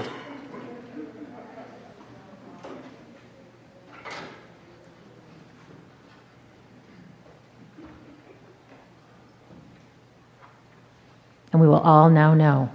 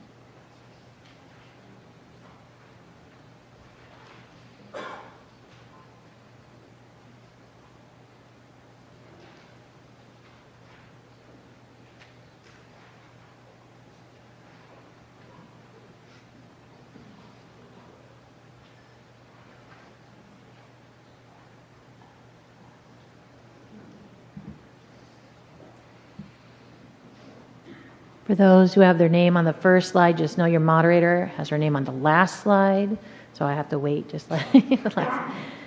All right. There's 125 in the affirmative, 30 in the negative. The affirmative has it, and the motion is passed. Moving on to Article 20. Article 20 is to appropriate money to supplement the opioid settlement. It is a majority vote required. It is on page 26 of your book. It is moved and seconded that the town vote to appropriate $94,872.89 to supplement the opioid settlement article fund 0399172 to be spent in accordance with the Massachusetts State Subdivision for statewide opioid settlement funds to be used to supplement and strengthen resources available to communities and families for substance use disorder prevention, harm reduction, treatment, and recovery, and that to meet this appropriation, $75,146.14 be funded from the free cash and $19,726.75 from fiscal year 24 miscellaneous non-recurring revenue. It's brought to you before the Select Board. On behalf of the Select Board is their Vice Chair, Anthea Brady. Okay, I'm not that tall at all. All right, so I just want to give you context for this article. This is actually the same context that I gave when I presented this at Fall Town Meeting last year. The state has updated their slides from August of 2022 to March of 2023, so I'll just give you a brief update on what this is. So nationwide, there's finding settlements against opioid manufacturers, distributors, and pharmacies in regards to the opioid crisis. And Massachusetts overall has received over $900 million in settlement funds, which are designed for the prevention, harm reduction, treatment, and recovery services to be from sort of three different McKinsey, Johnson & Johnson and their distributors, and then Teva, Allergan, CVS, Walgreens, and Walmart. Of these $900 million, Winchester is receiving $973,311.51. We've received and appropriated from essentially money that comes into general funds and are appropriated for this purpose, $38,000 at Fall Town Meeting of 2022. In this year, we have $113,643 from FY23 from Johnson & Johnson and distributors. We also have money from FY24 of $19,726, which adds up to a total of $133,000 that we've received to date. So what we do with this money, it can be used, so 40% are given to municipalities and 60% go to the state. The way that the funds can be used is to supplement and strengthen resources, as I mentioned, prevention, harm reduction, treatment, and recovery. What the town has done so far from the money that was received previously is hosted 3 community mental health first aid trainings and supplies. So this is an evidence-based curriculum to give information to community members on how to be aware of and triage those who are struggling. Further trainings are planned, including a Train the Trainer course for high school staff to integrate into the phys ed curriculum at the high school. There have also been Narcan kit supplies that the health department purchased. So these are kits with naloxone, fentanyl test strips, a CPR face shield, and gloves, and substance use disorder and mental health resources that have been distributed. And then the health department is also working with partners in the town, the police, fire, mental health worker, the social worker, at the Jenks, school staff, people with lived experience, and other regional partners for harm reduction and prevention strategies. So that's just an example of what we've done so far. I've gone too far. And we ask that you support the transfer of the funds in this article. Thank you. Thank you. Do we have a recommendation from the Finance Committee? Yes, Madam Moderator, thank you. We do. FinCom voted unanimously in support of this article. I don't have a slide. Thank you very much. Any questions or comments from town meeting members? Seeing no one rise, I believe we are ready for vote. A majority vote is required. I will first take it by voice. If not, we'll go ahead to the, hey, the light's still on. We're not voting. All those in favor of appropriating money to supplement the opioid settlement, say aye. Aye. Those opposed? The ayes have it unanimously, and the motion is passed. Moving on to Article 22. Article 22 is to transfer funds to Employee Health Care Insurance Stabilization Fund. It can be found on page 28 of your booklet. It is being brought to you by the Select Board.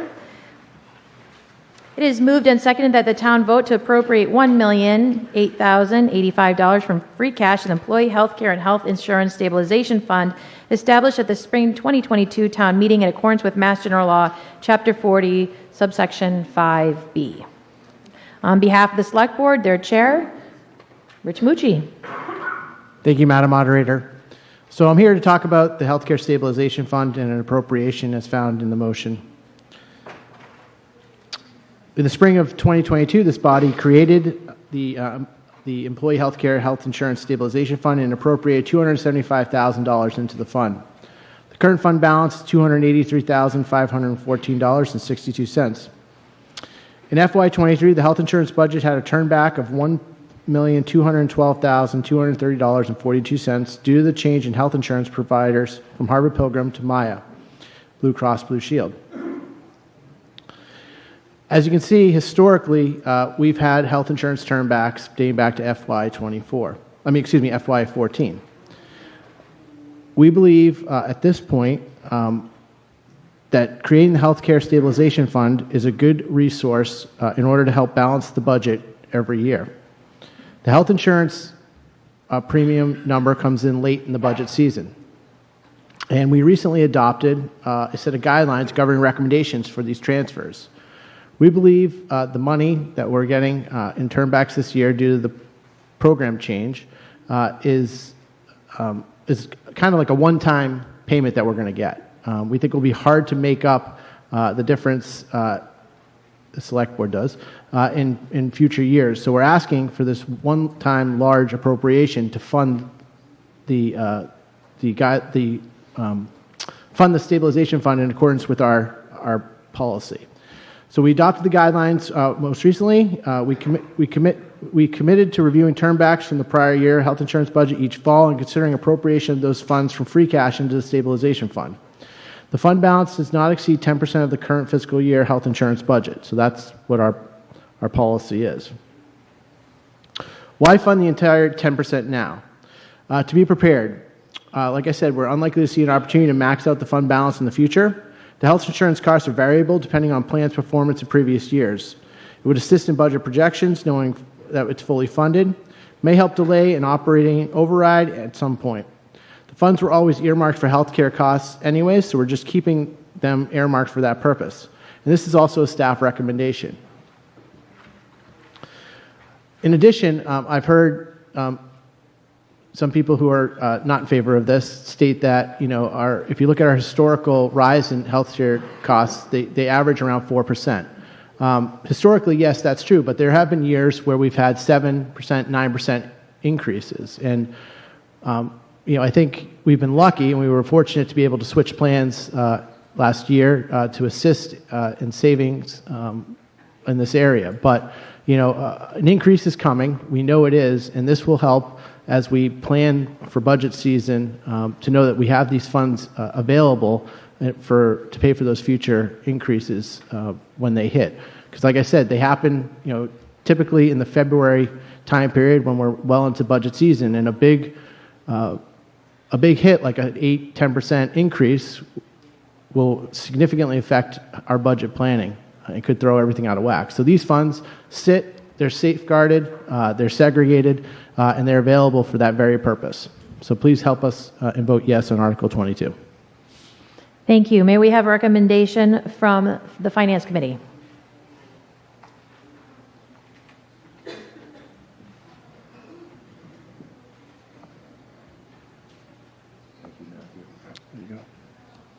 Thank you, Madam Moderator. FinCom voted on favorable action. 12 members voting on favorable action, 1 member abstained. It's not for a difference in intent or hope. Leaving this money in free cash leaves it available if it's needed in the future. To give you some of the concerns that they're listed here, but we might want to save this money for application to the capital crisis. It preserves $1 million in free cash. It's not going anywhere. It's still there. If there is an increase in healthcare costs, it's still there that we can grab. But to put it into the health, all of it at one time into the Health Stabilization Fund at once reduces the flexibility that the town has, including the select board has, to move free cash around where needed. And the last point is it might allow a lower capital override in the future too. So I should say, Rich, Select Board Member Mucci, that we appreciated you giving us an opportunity to look at the policy that you adopted. The policy is a good one. It calls for minimum of 5%, but not to exceed 10% of the last year's healthcare cost. So we're about at 2.5–3%. I think if FinCom might have reacted differently to this if we weren't going in 1 year from 3% to 10%. But thank you for letting us in. The policy is a good one, and we appreciate it. So we voted as we did, but it's just a question of where you keep flexible money. Thank you. Thank you. Do we have any questions or comments from town meeting members?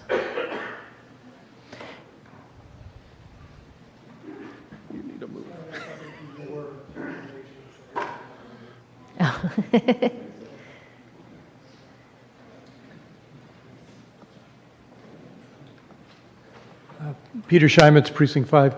I have some questions about this and the balance or the healthcare fund that we keep in order to try to forestall I forget, Gatsby.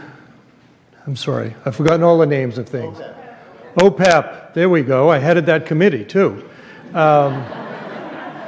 So why aren't we putting the money in there since it takes the same vote to take it out and it can be used for healthcare funds? To the comptroller, could you please provide us information of why the money is not going into OPED? Thank you, Madam And do Moderator. you want to give the full explanation of what OPED is? Oh, God, no. The OPEB fund is really for post-retirement benefits, so we could only use that money for retiree health insurance costs, and we're trying to shift all the retirees to a Medicare plan and not be part of the active plans where we have the negotiations annually. Hopefully that helps. This is in addition to the OPEB fund. Redirect, moderator. I'm sorry, rebuttal. No, second question. Further question. Yeah, can you just say it for me? It'll sound better. How much will it cost per year if we put all of the retirees on Medicare? To the comptroller, can you provide town meeting how much it would cost to put all the retirees on Medicare? Roughly, we have about 20 to 25 retirees who were never eligible for Medicare because they became employed with the town prior to April of 1986, I believe is the date.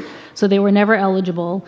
And so we're trying to shift, and the select board recently made a vote to pursue that so that we can help change the retirees from the active plan, which is more expensive and less robust. Medicare covers a lot.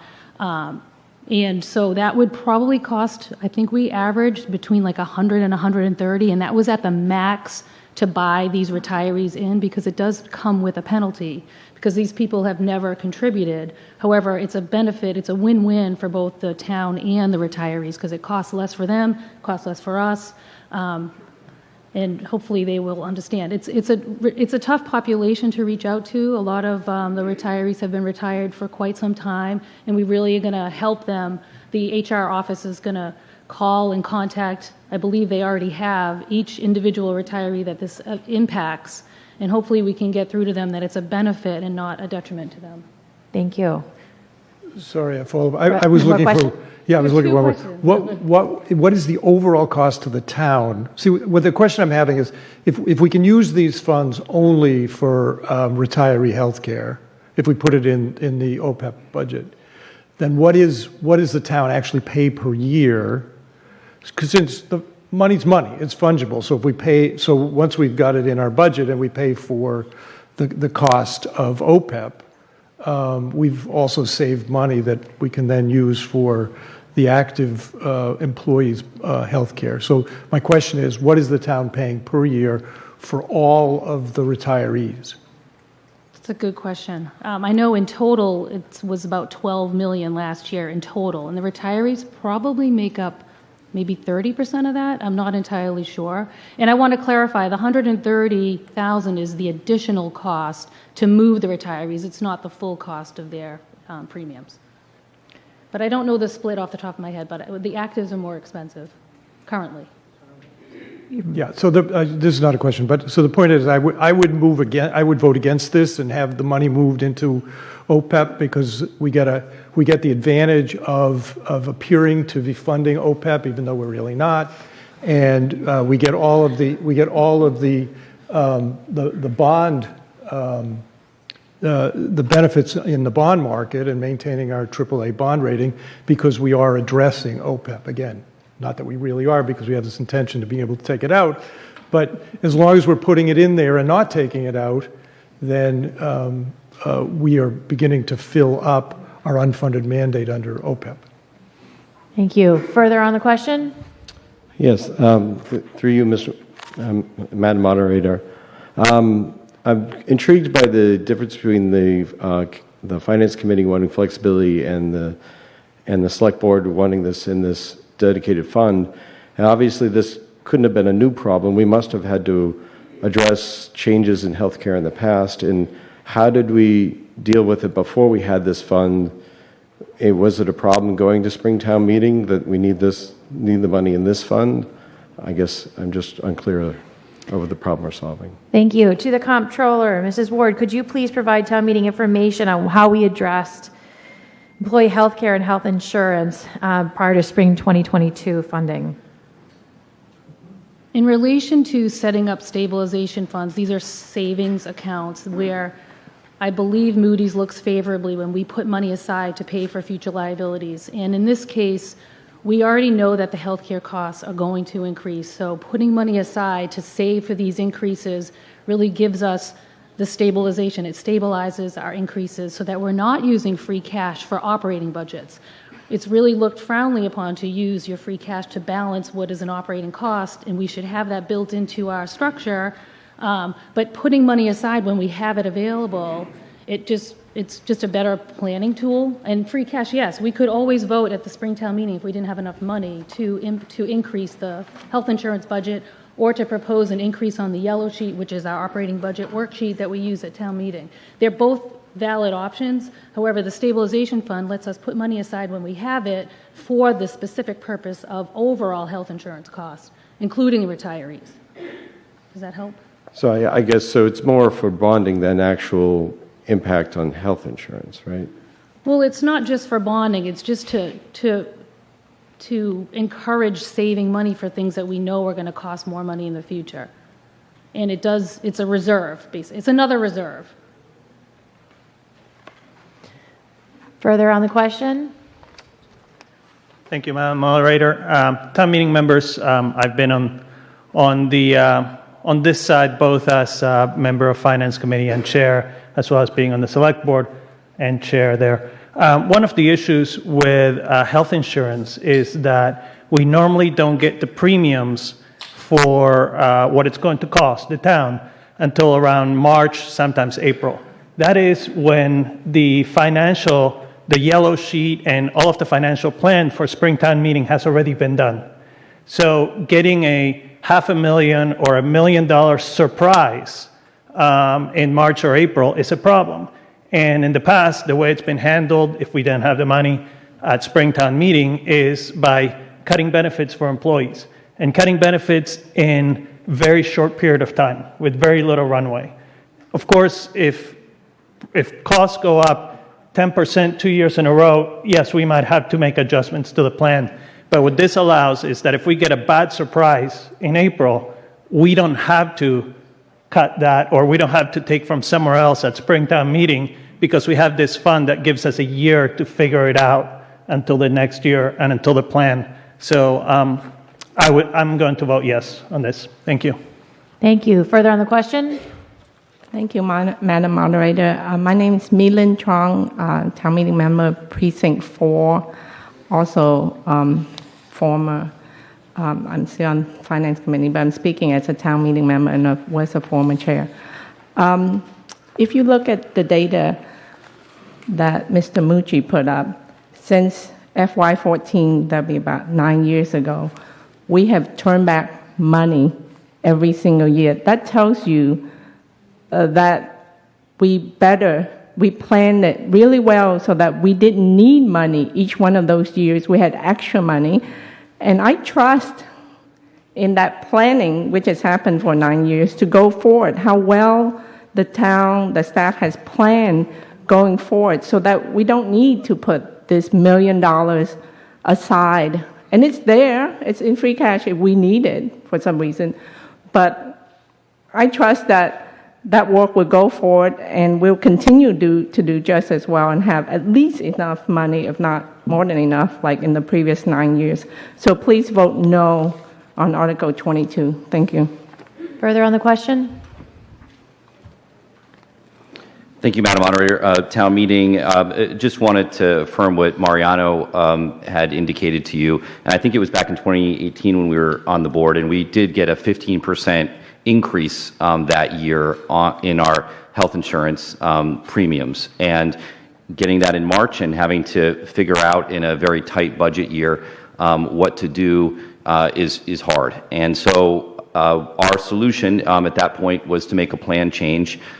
We were able to manage that impact pretty well, but it's still, as Mariano says, that falls back on our employees and our staff. And what this stabilization fund does is it allows us to weather the storm there and to plan for the future a little bit better and to really preserve one of the premium benefits for our employees at the municipal level, which is health insurance. So with that said, I'd like to amend the main motion and move that the requested appropriation of $1,008,085 be changed to $362,285. That would be 5%. That would get us to that number, as FinCom had indicated would be a more acceptable number. And again, to Milan's point, I think we can come back and we can add more, but having a little bit more funds in free cash is also beneficial to us for our planning in the long term. So that would be my amendment to the motion. Is there a second on the motion to amend? Second. Oh, did you get someone? Jackie Welsh, you got it. You won the lottery today. Town meeting, there is a motion before you to modify the motion from $1,008,085 from free cash down to $362,285. To the motion maker, is that correct? Yes, All right. At this time, town meeting members, actually, may we get a recommendation from the Finance Committee? Yeah, Finance Committee is unanimously in support of the motion. Thank you. Thank you. Wow. Any comments or questions from town meeting members on the motion to amend? We're just right now discussing the motion to amend. Oh, I'm sorry. It was a little... If you can give us 1 minute to the select board, could you take a moment to review the motion to amend and make determination?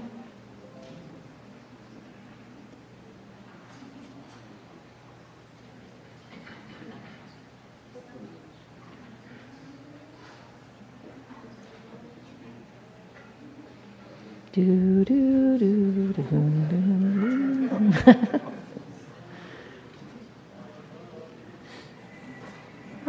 May we hear a recommendation from the select board? Thank you, Mr. Nixon, for pointing that out. Thank you, Mr. Nixon. Thank you, Madam Moderator.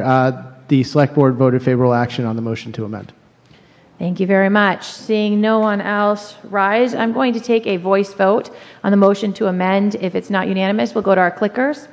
All those in favor of the motion to amend?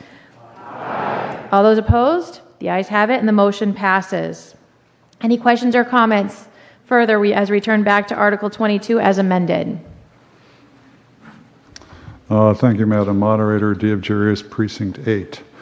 I recall when this fund was passed by town meeting, I was against it then, and I think it's causing some confusion, at least in my mind. I'm told that this fund gives, or I'm sorry, this, let's call it a fund, whatever it is, that this gives flexibility to the select board. Yet the select board has to come to town meeting to actually get monies out of this. So I don't see the increased flexibility since, let's say you get these new premiums in March, you have to come to town meeting to release the funds in order to pay for them. So it's no different from just asking for more money from free cash. So I would vote against this because I think it just gives us more flexibility. And I don't see the point of putting it away because town meeting has to vote on it either way. Thank you. Thank you. I didn't hear a question there, so I'm going to go to the next speaker. Thank you, Madam Moderator. Samantha Allison, Precinct 3. I believe I was the Finance Committee Chair in 2018 when we experienced an incredibly high increase in our health care cost premiums. I think it was 11%, not 15, but don't quote me, Mike. Was it 11? It was going to be 15, but we got it down to 7 according to our town controller. So thank you very much. After we made changes. So I'll acknowledge my bias here. I was opposed to creating this fund last year. I'm a firm believer that we should keep as much flexibility as possible to manage our monies for the priorities of the town in the moment. So I continue to feel that way. I think that to the points made earlier by some of the other speakers, setting this aside, while I understand the intention, I agree with some of the questions around it, and I think that having flexibility and leaving it in free cash is a better option. Thank you. Thank you. Further on the question?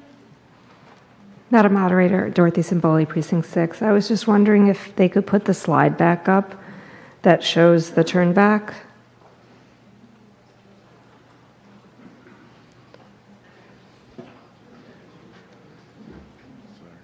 Making me giggle.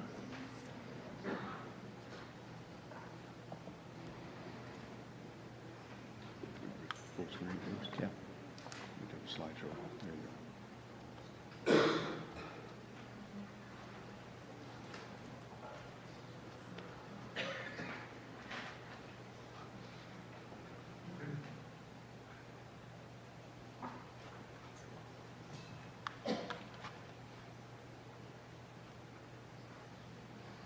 Are you all set?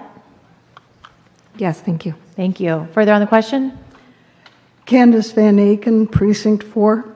I'm opposed to this article because creating numerous pockets of money makes the budgeting process less transparent. I think that's the point. I'm going way back to the establishment of the charter, where departments had their own budgets and their own independence, and we created the charter to consolidate the power of all these little departments.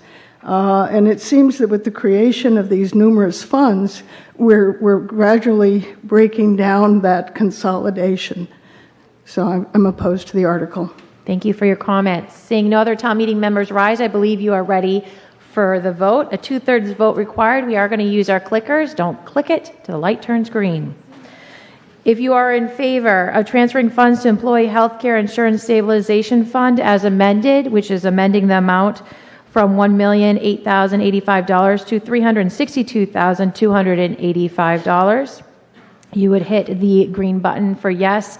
If you do not want to appropriate money towards the Employee Health Care Insurance Stabilization Fund, you would hit the no button.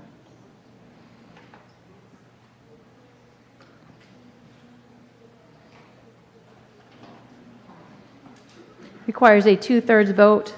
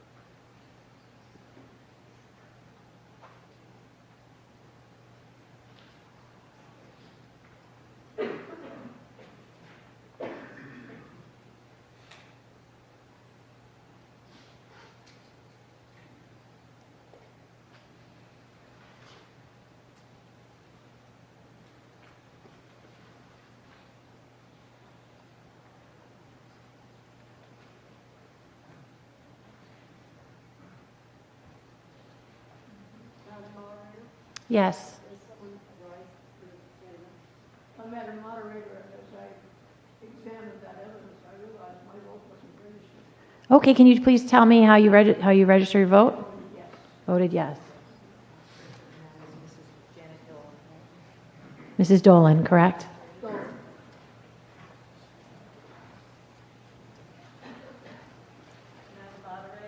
Yes? My vote didn't register either. All right, and how would you like it registered? Yes, please.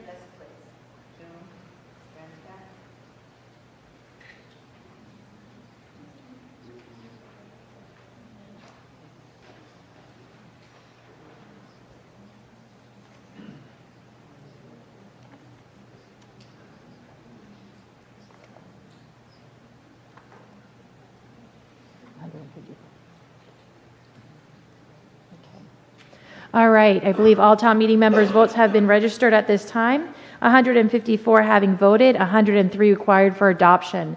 92 have voted in the affirmative, 60 in the negative, and the motion is lost.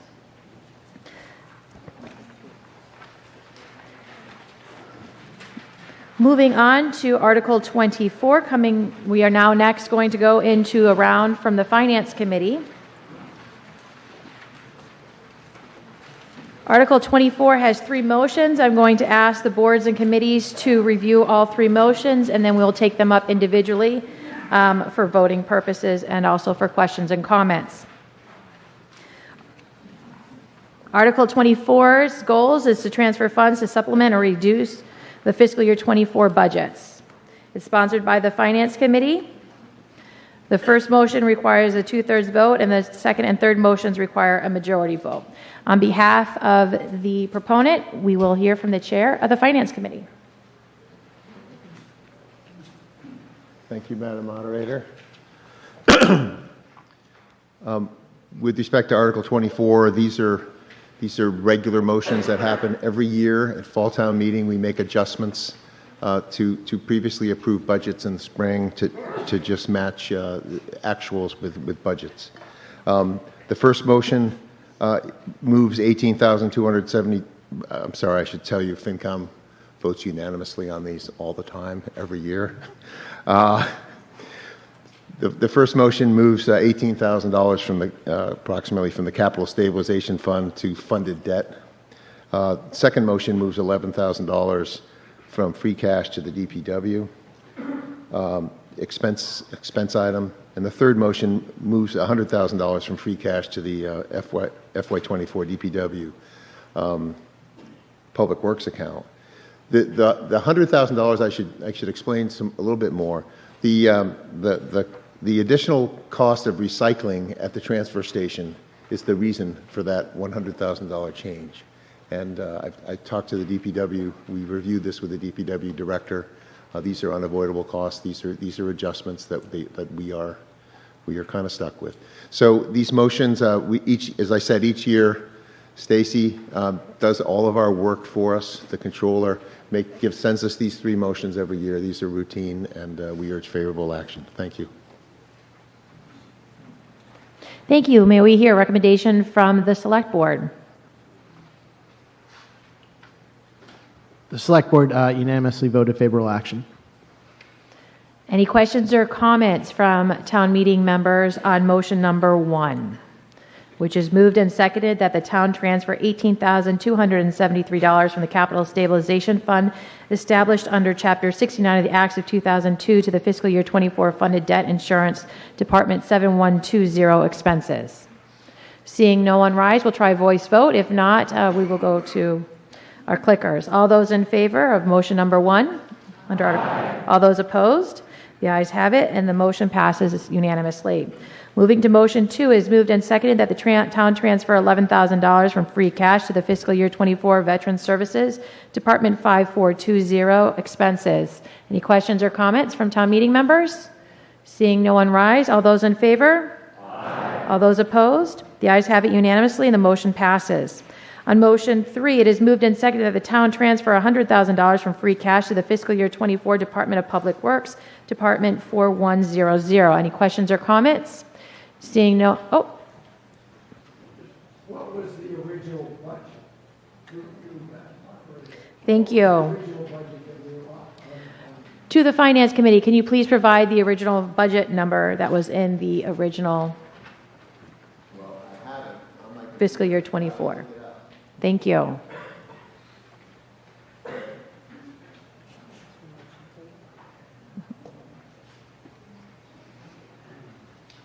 We are looking for the original budget for the Department of Public Works, line item 4100. It's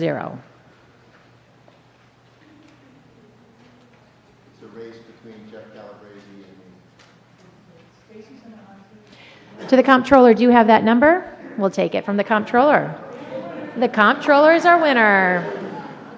I don't have the salary versus expense. Thank you, Madam Moderator. The total Department of Public Works budget was in FY24 $8,822,633. That includes salaries and expenses, so they're going to win with the breakout.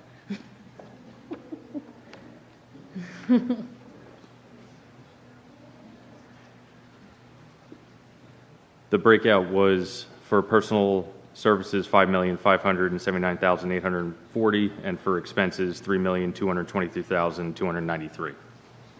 For a follow-up question? I'm asking whether the recycling, transportation, and disposal portion of that budget. All right, one moment, please. Dig deeper. And it's a race. Department of Public Works, do you have this number readily available at your disposal? Memorized and embedded in your brain? All right, go ahead. Department of Public Works wins. Thank you, Madam Moderator. I can tell you that our recycling contract was $132,000. It got changed to $232,000. So if that helps. Thank you. All right, thank you for that information. At this point, we'll try a vote. All those in favor of motion number 3, say aye. All those opposed? The ayes have it unanimously, and the motion passes.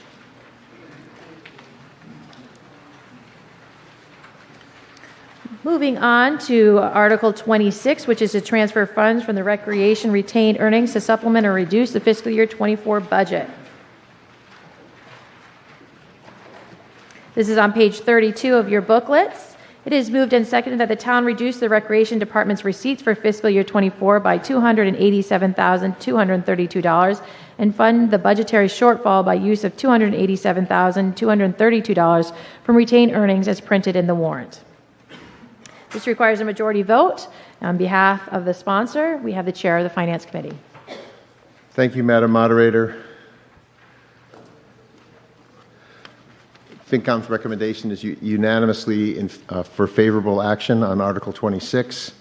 What the effect of the motion is to reduce the Rec Department's receipts for FY24 by the same number that we are funding the budget shortfall from retained earnings. This is an accounting adjustment required by the Department of Revenue. We have done this in the last couple years. 1 year, sorry. Last year we did this as well. We think this will slowly, this will stop. The rec department revenues are growing too fast, and we're making this accounting adjustment in the interim. I should say that I incorrectly said that Stacy did all of the hard work on these 3 motions, and actually I left out Jennifer Caffarella. And if I left out Jennifer Caffarella, anyone who knows Jennifer, I'm going to be in big trouble. So I thank you to Jennifer as well, and we urge favorable action on Article 26. May we hear a recommendation from the Select Board? Thank you, Madam Moderator. The Select Board voted unanimously favorable action on this article. Any questions or comments from town meeting members? Seeing no one rise, I believe you are ready for the vote. The majority vote is required. All those in favor? Aye. All those opposed? The ayes have it, and the motion passes unanimously.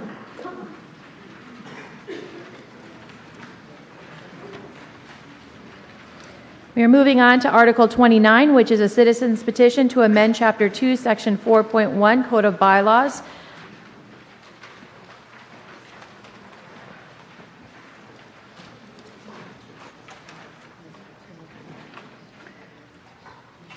This article can be found on page 35. Amendments were provided to the meeting by the town clerk and is available also on the handouts outside if you would like a hard copy.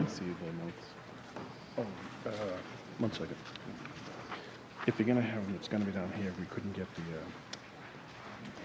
okay. The other one to work. Oh, got it. Okay. All right. The presenter view is not. Okay. Good On evening, behalf of, my apologies, on behalf of the citizens petition, Mr. Timothy Matthews. Thank you, Madam Moderator, and good evening, fellow town meeting members. I am one of the proponents of Article 29, which is aimed at ensuring more transparency and balance in Finance Committee's advice to town meeting. So just sort of to set the stage, I wanted to talk first about what I'd like to cover tonight. The first thing is, why is this citizens petition article before town meeting in the first place? How do we as the proponents propose addressing the issues we see? And if we don't do this, move forward with this particular article, what happens? I realized there was a conversation that we as town meeting members need to have, and we weren't having. I do think there are some structural issues with Finance Committee that we need to fix, and I took the opportunity after getting somewhat involved with the education budgeting process last spring to research them intensely for months, and I want us to begin a conversation to talk about this. If we end with some resolution of issues tonight, that's great. If it ends up being a longer process that should go to a study committee, that's great as well, but we need to use this open meeting to begin the conversation. Fundamentally, Finance Committee serves as an advisory body to town meeting, but the power to actually raise and allocate revenue is vested with us, the town meeting members.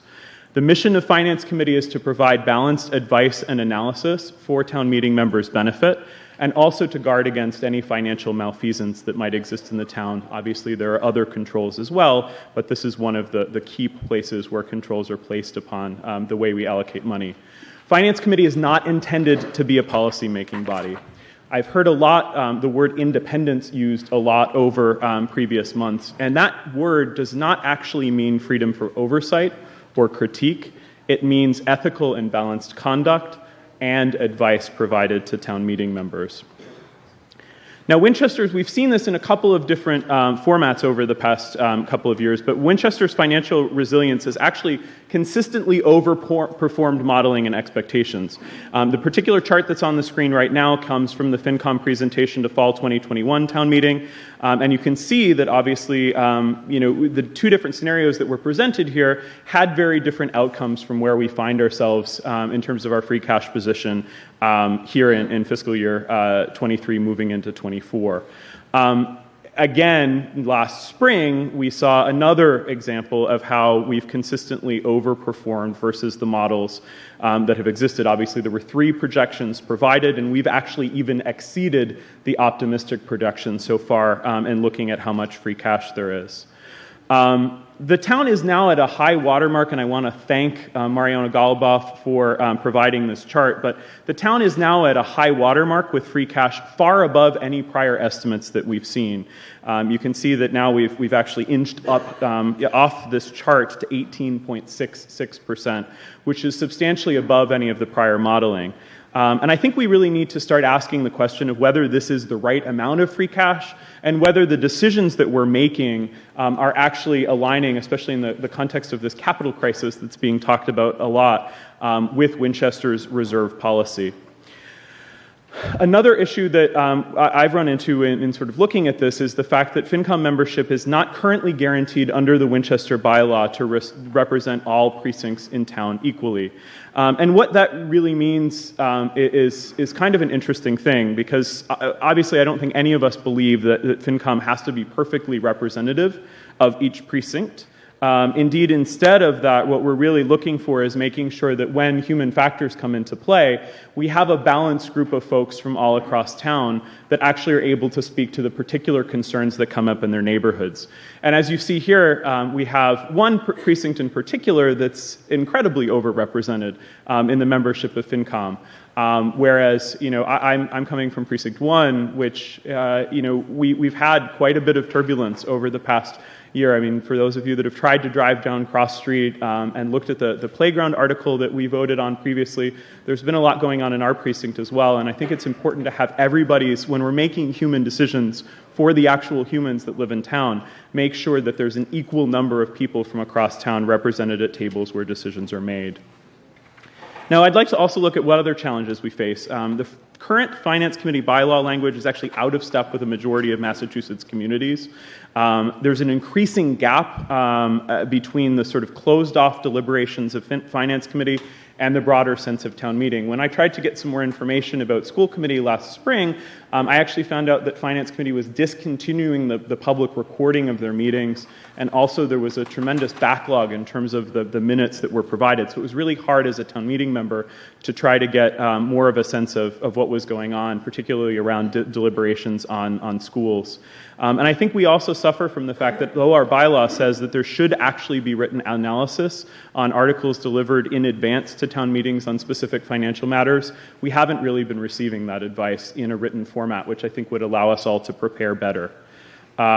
So how do peer communities compare to Winchester? I actually did quite an exhaustive analysis and then ended up focusing primarily on towns with a similar size to ours, 20 to 30,000 people in terms of population. If you look at the whole Commonwealth of Massachusetts, a majority of finance committees across the state have 5, 7, or 9 members. The majority are appointed solely by the moderator, and those committees all widely disseminate their findings and deliberations in detailed and clear ways, particularly through written reports. In some towns, I actually saw that not only was the motion book actually provided with the Finance Committee's report in, but it also listed clearly the recommendations of every committee in that motion book when folks received it in advance of town meeting. I also then, as I said, looked at communities of similar size to Winchester, and what I learned when I actually applied a sort of average benchmark, which was to look at the number of residents in the community per finance committee member, we're actually at the lowest end of that ratio, which means when we're appointing finance committee members, we actually have a much smaller pool of the population of the town to draw from, because of the fact that relative to the size of Winchester as a town, we're actually asking for more than average number of finance committee members to serve. And so I would say that this is a fairly good representation of some peer communities to ours. I also looked at the size of the budget as a proxy for the complexity of the budget, and tried to sort of fairly represent a different a group of communities. But basically what you see here is that even in communities like Lexington, which has a very large budget and a tremendous amount of complexity, they actually have almost 3 times as many people in town per finance committee member than we do. As a large town, they actually serve with a finance committee of 9. And you'll also see in the last column that the appointment method, even in these larger communities with more complexity, overwhelmingly tends to be the moderator making that decision alone. I also, just as a side note, looked to see if there were any communities in Massachusetts that separated out the initial appointment process and the reappointment process, and I was not able to find any evidence that that exists. I've heard a lot that Article 29 seems complex. It goes over, I think, 4 pages in the book that you've all received, but really all the changes in it fall into 3 thematic buckets. There are 3 overarching goals that underpin all the changes. Number 1, to ensure maximum transparency and openness in our financial process as represented by Finance Committee. The second one is that even though I think the PowerPoint has changed the numbers, the second one is that we need to rebalance the committee to ensure that all Winchester voices are represented equitably. And third, we need to root the appointments process firmly in town meeting as the legislative branch. There's been some discussion about this. Obviously, the current appointing authority has the moderator on it, but it also has the chair of the Finance Committee, as well as the chair of Select Board, and that isn't really rooted in the actual work that the town meeting members do. So each of the proposed changes here, and I'll just run through them quickly, falls into one of those 3 buckets. Under the bucket of ensuring maximum transparency and openness, it requires FinCom to hold at least 1 virtual meeting, as long as the state statutes permit that. Important in the post-pandemic era, because a lot of people are taking this for granted, and it would give a chance for more folks to attend. Second, to work with town staff to determine the actual articles with financial implications that are voted on for recommendations and presented to town meeting. Third, more visibility into the full spectrum of debate that's at the Finance Committee table. And it also, fourth, codifies the necessity of all Finance Committee members complying with state law around service on campaign committees. The second bucket is to rebalance the committee to ensure that all voices are represented equitably. As I said, looking at the average number of folks in Winchester versus the number of Finance Committee members, I believe that sort of placing us in the middle of that chart that I put up would have us at an 11-member committee that aligns with the town's population and budget size and makes it easier to recruit candidates, especially due to burnout factors. It ensures members from all precincts and also no more than 2 members from any single precinct, and time for the first time would be required off the committee after 2 terms. The third bucket is rooting the appointments process in town meeting, which is the legislative branch of Winchester. First 8 seats would be selected by you, the town meeting members in each of our 8 precincts. And then the moderator would be empowered to add 3 to consider needed expertise. This is somewhat similar to what's done in Arlington, our neighbor community, where they actually do have a finance committee from every one of their, I believe it's 21 precincts, so slightly more complicated than ours. And the final output here, of course, is to refocus FinCom on its charge as an advisory body to town meeting members. I really believe that if we don't do this, we'll end up in a situation that isn't long-term sustainable. We really need to take this opportunity to strengthen the relationship between Finance Committee and town meeting. There's an increasing number of articles that we've seen in recent years with substantial disagreement between the Finance Committee recommendation and the overall sense of town meeting members. We've had continuing reversal of budget cuts that are made in the yellow sheet. One example of that was very clear was the planning board consultant funds that were cut by Finance Committee in the spring town meeting and then were restored overwhelmingly by members of town meeting. And I believe there's also been a breakdown of trust. around the lack of transparency and written reporting available to town meeting members, an appointing authority that was incapable of following its statutory timeline to constitute the 2023-24 FinCom, and also this ongoing dispute that we've heard about here in fall 2023 town meeting over the capital planning process, whether engineering studies should be permitted without funding sources identified, et cetera. So in summary, there are three things I hope we can do with this particular effort. First, to ensure You transparency. reached your 10 minutes. May I have 2 minutes, Madam Moderator, to finish up? Town meeting, the speaker would like to have 2 minutes. All those in favor? Aye. All those opposed? The ayes have it. 2 minutes. Thank you. So to ensure transparency, the process of budgeting and allocating financial resources is complex and interdependent already. The Communications Study Committee has noted that we need more and not less transparency for good governance. And I believe without meeting recordings available, subcommittee meetings and work not available to town meeting members, and increased visibility of the work is paramount. Second, we need to empower all voices across town to be heard. Our bylaw is deficient at this moment in that it provides no guardrails to ensure broad representation, and we really need a balanced perspective that faithfully represents those from all walks of life and neighborhoods who call our town home. Finally, we need to celebrate the unique and important role of town meeting. This is a New England form of governance. I'm not from here originally, and I know that this body can be really messy, but it also has the power to be participatory and great grassroots, which I hope this would actually accomplish. So I'd like to say thank you, and then I would like to, with Madam Moderator's permission, offer an amendment to...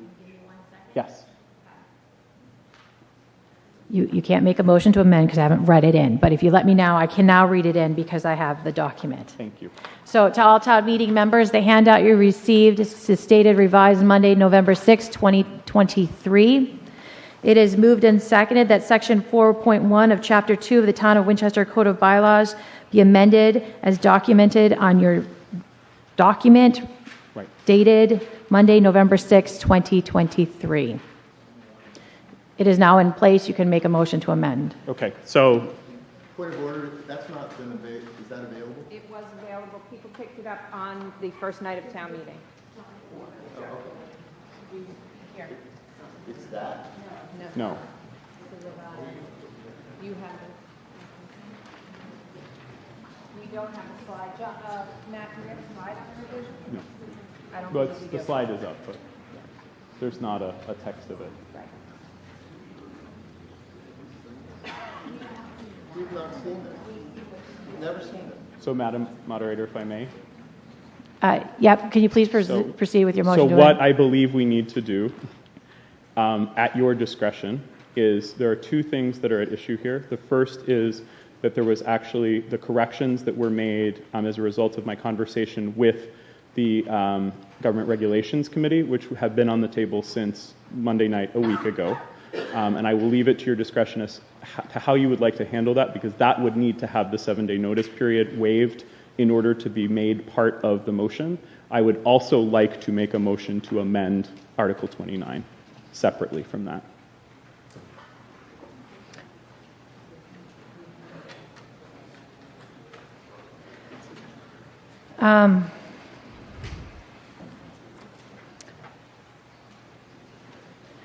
Town meeting members, will you please waive the 7-day notice for the motion to amend on Article 29?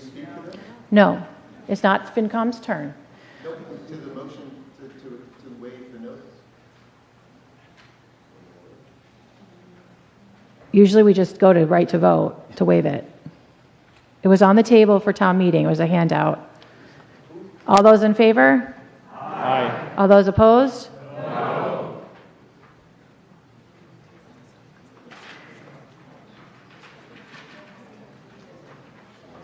No, they're saying that I need to waive the 7-day rule.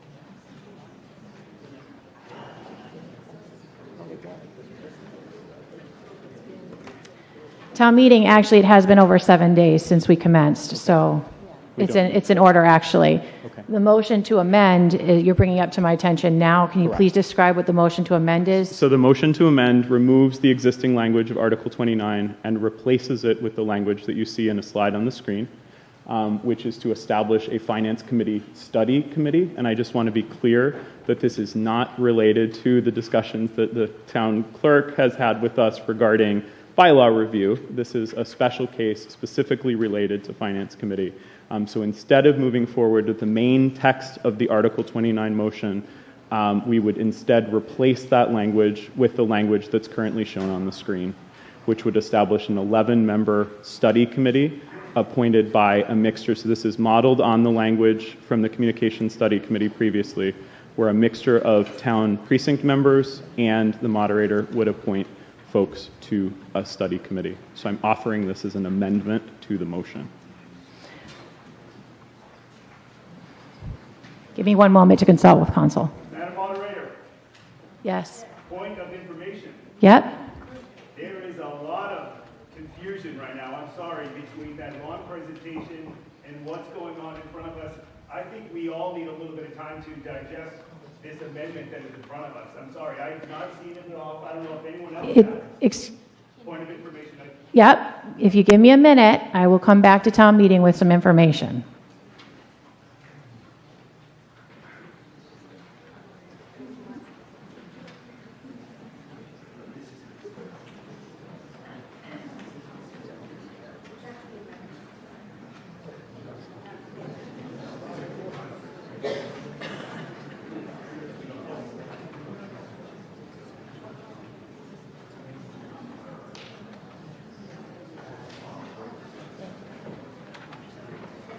Mr. Matthews, I believe the language that you are looking for is not a motion to amend, it's a motion to refer to a finance study committee.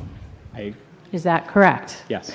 So town meeting members, the motion has just been made that instead of going forward with Article 29, that they would like to refer to a ad hoc committee of town meeting. And the outline of that, of the study committee on behalf of town meeting is outlined on. Can you please provide town meeting more information on what that committee would look like and what?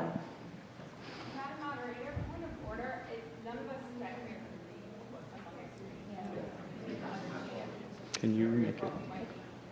Because it's right now not in presentation view. We can read it into record. Is that better?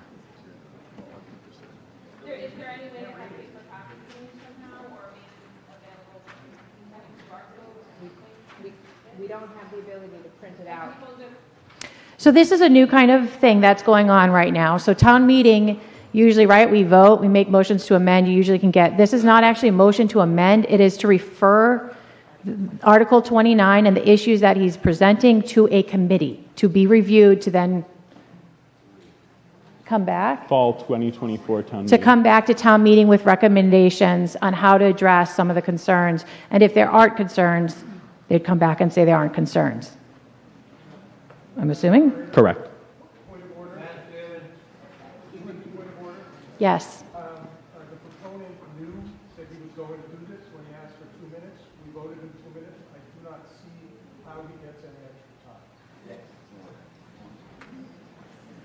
He gets any extra time. I don't need, Madam Moderator, I don't need any extra time at this point.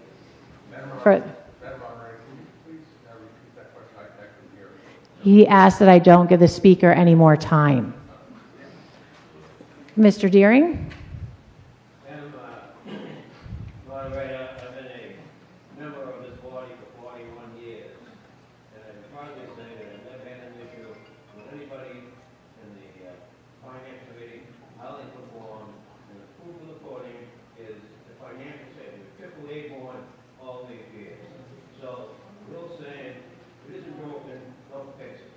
Having said that, I move to indefinitely postpone this item. So that's out of order. Give me a minute and we can get to that. So there's a motion to send to an ad hoc committee the concerns that were voiced. Is there a second? There's a second on the floor. We need. So town meeting, I hear your voice that you would like to review this prior to debating it. At this time, we can distribute it. We're getting close to the 9:30 hour. And given the business before us, unless you want to stay till about midnight, I think we probably should reconvene and come back on Thursday, and then you'll have time to review this. And you have a point of order? I think it's a simple majority. Yes.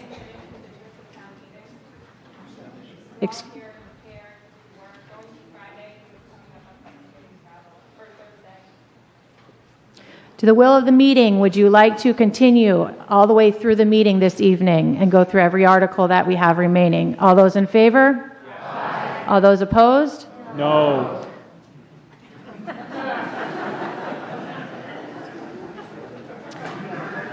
Please let your clickers out.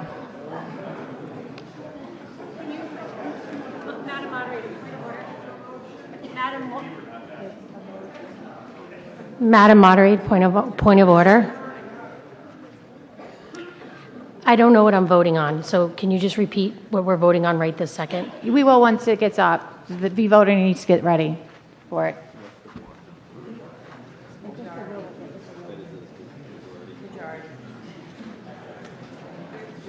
At this moment, we are moving to make a decision using your clickers if you want to continue through the entire meeting's open agenda this evening, or if you would like to adjourn and come back on Thursday.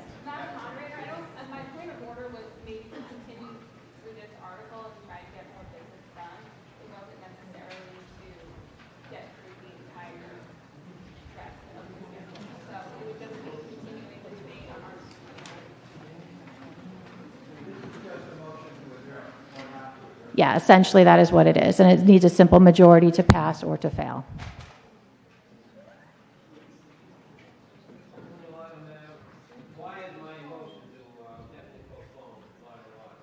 Because there was a different motion that was on the floor.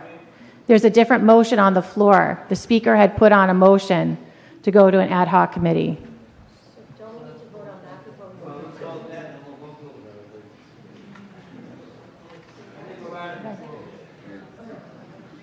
Hold your comments, Mr. Deering.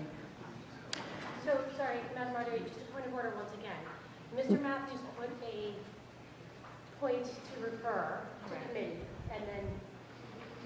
Town meeting members expressed to the moderator that they wanted time to review what was on the screen, and they wanted it in paper form. To be able to do that, we need time, and so I am asking town meeting if they would like to, at this point, if they would like to adjourn, or if they want to continue with the meeting, but there is a request from town meeting members to get this in paper form. We cannot do that immediately, and to do that takes time. Madam Moderator, I rescind my request for paper form. I'd like to continue. There are other members who requested as well. So my point of order to that is we're asking for more time for just a specific article. That doesn't mean that we're asking to complete all of town meeting, correct? That is correct. However, we're reaching the 9:30 hour, and so that's why I'm asking town meeting members what they would like to do, if they would like to proceed or if they would like to adjourn and come back on Thursday. It was a voice vote, and you could not determine majority. The vote is coming in. So right now you are voting if you would like to adjourn the meeting at this time and come back on Thursday, or if you'd like to continue on with the meeting.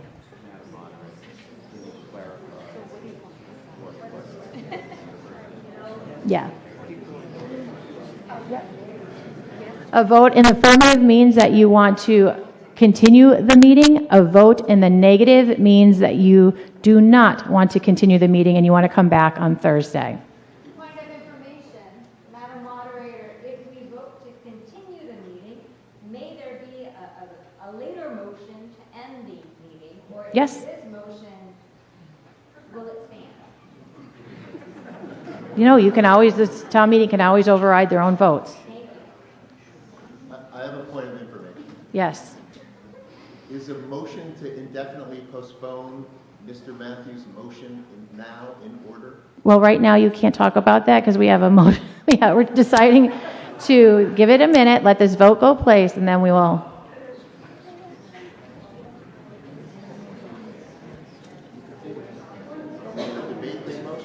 No. It's a will of the meeting. It is a simple will of the meeting to give your moderator direction.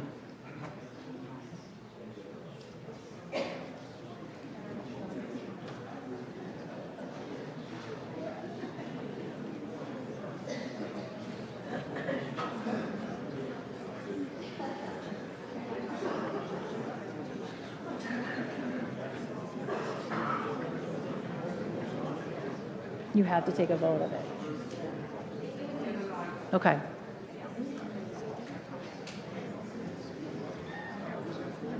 Okay, did you turn it on? Oh. Again, this is just a will of the meeting, so your moderator has direction to follow from the meetings, the majority rules on how we proceed. The motion that I'm asking you, it's really just a will question. Do you want to continue, or would you like to stop? It is almost 9:30, a few minutes short, and come back on Thursday. Yes?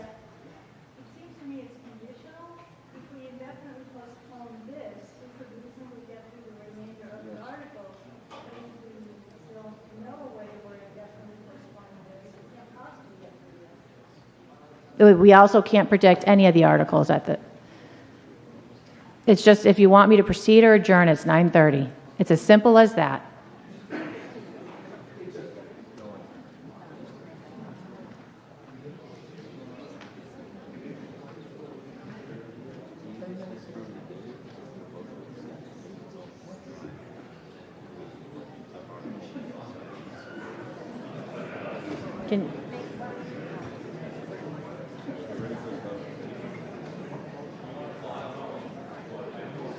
No.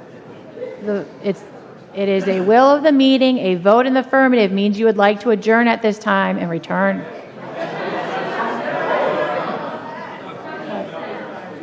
Would like to continue the meeting. How is it? Yes.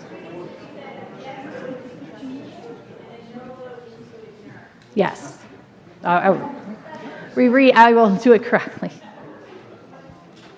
You're all making my head spin because everyone's trying to use different things. We all have to go by Robert's rules here. And I know it's not easy, and it's very uncomfortable for a lot of people, and it's not easy to move quickly with what's going on. So with that, the motion is if we want to continue, you go in the affirmative, yes. If you would not like to continue and you would like to come back on Thursday, you vote no. Who made that motion? It is the will of the moderator. I would like direction from the meeting.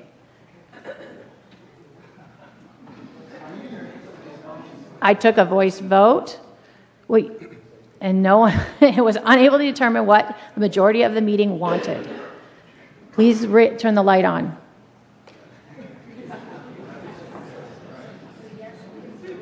Point of order. We're taking a vote. What the will of the meeting is. We're in the middle. It means do you want to continue or not? Normally, a vote to adjourn, the affirmative is to adjourn, and the negative is not to adjourn. And this is the other way around. It's the way I stated it. You vote in the affirmative is to continue. A vote in the negative is that you would like to come back on Thursday.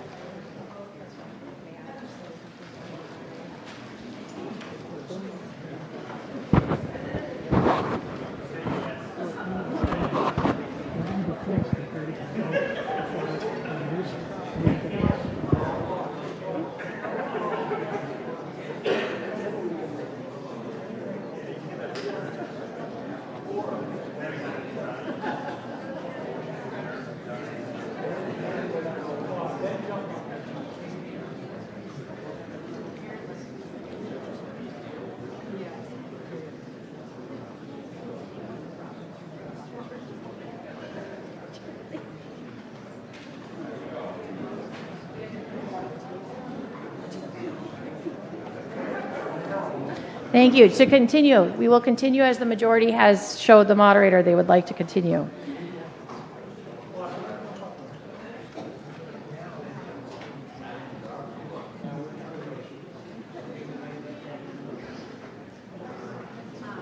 I'm sorry. An indefinite postponement is not allowed on a motion to move to an ad hoc committee. I'm sorry. That's according to Robert's rules. Thank you. It's a will of the meeting, so it's not a formal documented vote. It's so the moderator knows what the meeting would prefer overall. But we will correct it.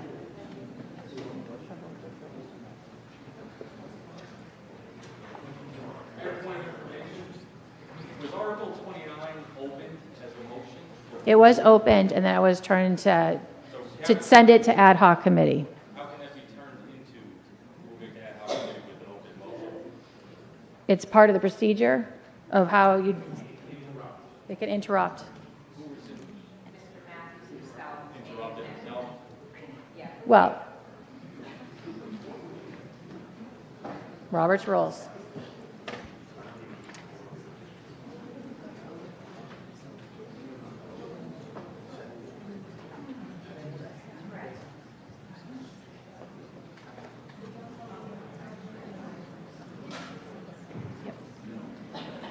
Okay, so I'm going to go review what exactly just happened so all of you are very clear on what happened. The will of the meeting is a casual vote, just for my knowledge, it's for my information. Prior to that, Article 19 was presented by the citizens petitioner. 29 was presented by the citizens petitioner. In the review of it, they changed their mind and made a motion that they would rather think it would better, and they could use their own words to you directly, to go to an ad hoc committee to have the issues that were brought up reviewed by town meeting as a whole. Now, there's concerns from town meeting members what the composition of that ad hoc committee looks like, because they are not the words. I can put them on the screen, we can read them, we can go onward to other articles and come back to it so you can get the language. We have staff here who can print them for you. We have options before us, but there was concern about not being able to see it. So if you have a point of privilege to be able to see it, please let us know. We can get you handouts. Mr. Matthews, where are you? Can you please read your motion to go to ad hoc committee? So the motion to amend is as follows. Moved and seconded that a committee be formed and authorized to meet regularly and as required until the conclusion of the 2024 Fall Town Meeting to study, advise, and report to town meeting regarding a potential revision of Chapter 2, Section 4.1 of the Town of Winchester's Code of Bylaws, and that's to be called the Finance Committee Study Committee, or FCSC. In specific, the FCSC shall 1. Review the composition, appointment, and duties of Winchester's Finance Committee. 2. Review the composition, appointment, and duties of the Finance Committees of other Massachusetts towns. 3. Solicit input from Winchester's town meeting members, elected and appointed boards, and town staff. 4. Hold one or more public hearings and encourage town meeting member input through surveys or other means. 5. Provide a final written and verbal report to the Fall 2024 town meeting, including recommendations and possible revisions to Section 4.1. Recommendations may include draft language for proposed articles or motions to be placed before town meeting. The FCSC shall, 1. Review any proposed changes to policy or procedures with the Rules Committee, Government Regulations Committee, and Town Council. 2. Include estimated staffing or budgetary impacts of any recommendation. And further, that the town moderator be authorized to form such FCSC consisting of 11 voting members and 2 ex officio members.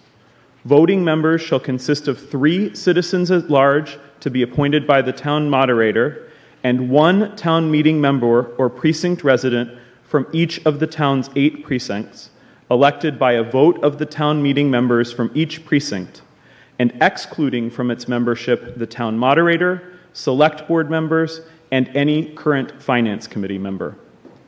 Ex officio members shall consist of the town manager and their designee, and 1 sitting member of finance committee. Madam Moderator, may I ask a point of information? What's your point of information? When you, just before this was read before, we said it was a motion to refer, and when he just read it aloud, it was a motion to amend. I'm questioning whether or not it is a motion to refer. It's a motion to refer. Okay, I have to- one more point of Yep. information. If it is a motion to refer at this point, can it be indefinitely postponed, or is that what you're saying under Robert's rules cannot happen? Essentially what Mr. Matthews is saying is he wants Article 29 indefinitely postponed and a committee of town meeting created to review. Right, so I guess my point of information for that, which is unclear to me, and I apologize. Mhm. Earlier, when Mr. Betancourt amended his article, we voted to amend the article, and then we voted on the article. This, to me, feels backwards to what we just did. So I'm asking if Robert's rules are different when you're referring versus amending. It's correct. It's different when you refer to a committee. Okay, so if we say, yes, refer to a committee, we can Mhm. either vote to refer to a committee, Yep. or we can do, and that automatically indefinitely postpones his article? But we now are only voting to refer to a committee? Yes. I apologize, this is, just does not seem straightforward, and it seems like one of those things that should be allowed to be indefinite. So I guess I want to hear from Robert's rules where it says we can't indefinitely postpone.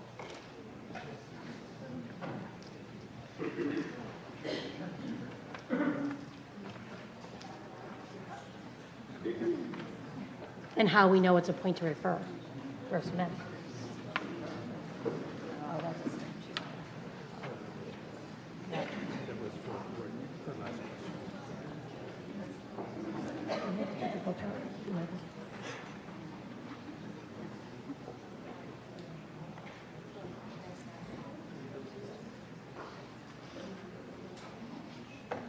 I'm looking for I don't want to put it in my words. I'm going to give you the actual Robert's Rules words.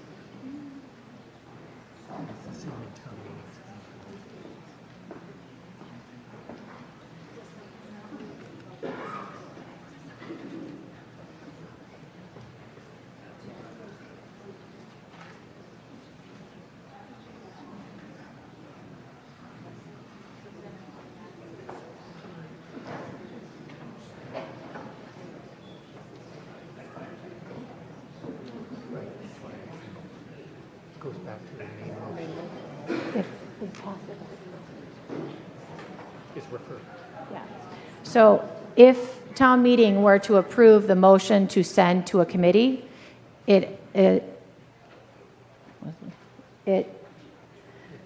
it's done. Article 29 is done, and we move on to Article 30. It means Article 29 has been moved on and is going to go to a committee of town meeting. And if we vote not to send It goes to- back to Article 29. And then you can move for indefinite postponement. Okay. So right now, we are going to Voting whether or debate not we're gonna form and a committee. discuss and ask questions on the committee. okay. And Can I ask one question of the Yep. proponent? And I don't know if I'm allowed to ask this, but as a citizen's petition, are we allowed to know who the citizens are petitioning for this? I'm sorry, what? As a citizen's petition, I know Mr. Matthews is representing the group. I didn't know if we're allowed to know who the other citizens petitioning for this were. Who are the It's proponents? public of- record on the town's website, I believe. I'm just wondering who is making up the citizens petition. That was my question.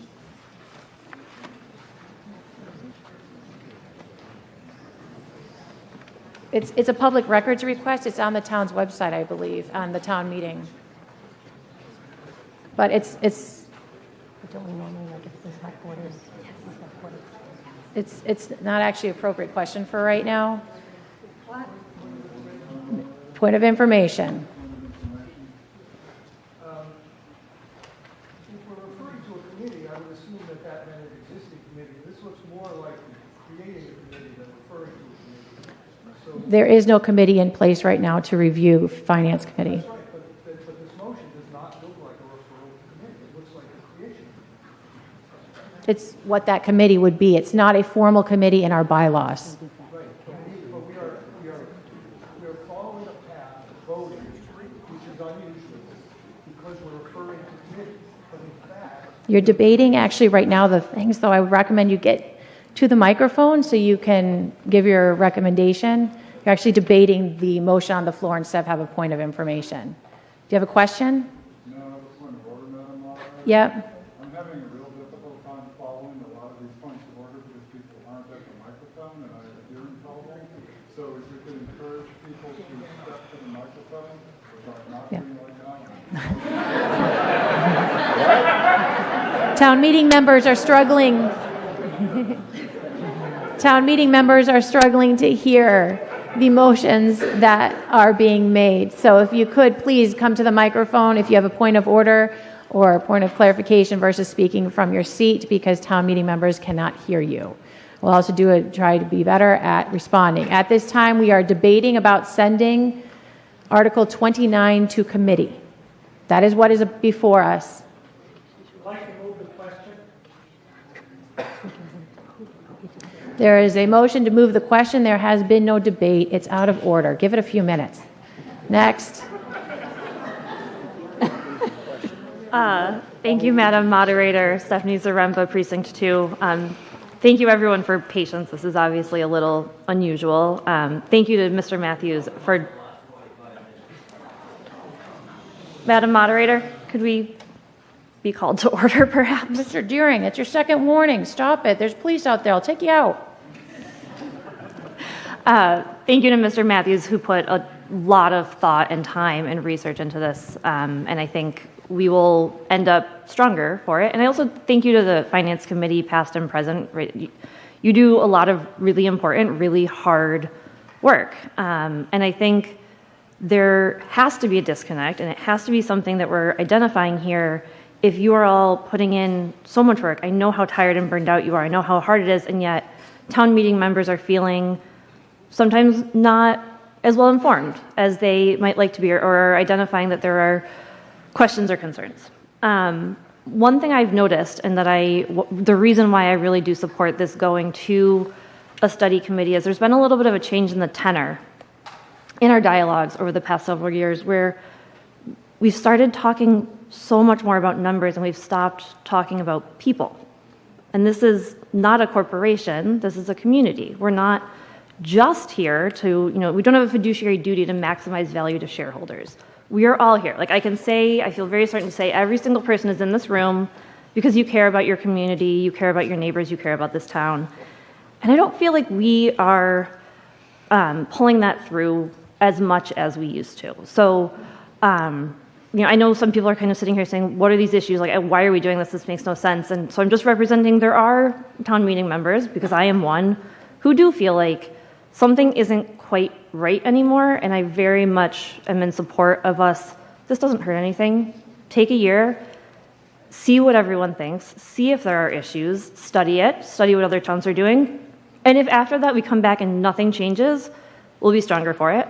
If we come back and we do make some changes to our bylaws, we'll be stronger for it as a community. So, thank you. Thank you. Further on the question? Thank you, Madam Moderator. Megan Blackwell, Precinct 7. I have a lot of questions on Article 29 and this motion to refer to a non-existing committee, but I'll start with one question I have about the timing of this. So this proposal to refer is proposing to take a full year, so until the conclusion of the 2024 Fall Town Meeting. So we have 5 seats in the Finance Committee that will expire in the spring of 2024.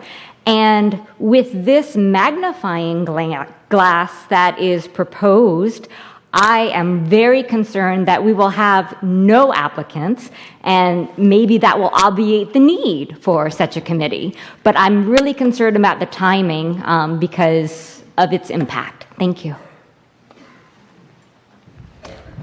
Further on question? Jackie Welch, Precinct 5.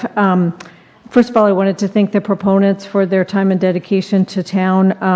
I've been involved in town government in some form for 27 years. Whether select board, personnel board, planning board, town meeting member, it's been an honor. I've definitely seen the town's finance committee kind of ebb and flow either stating positions really directly, being more, maybe waiting for the tenor of town meeting, or some variation in between then.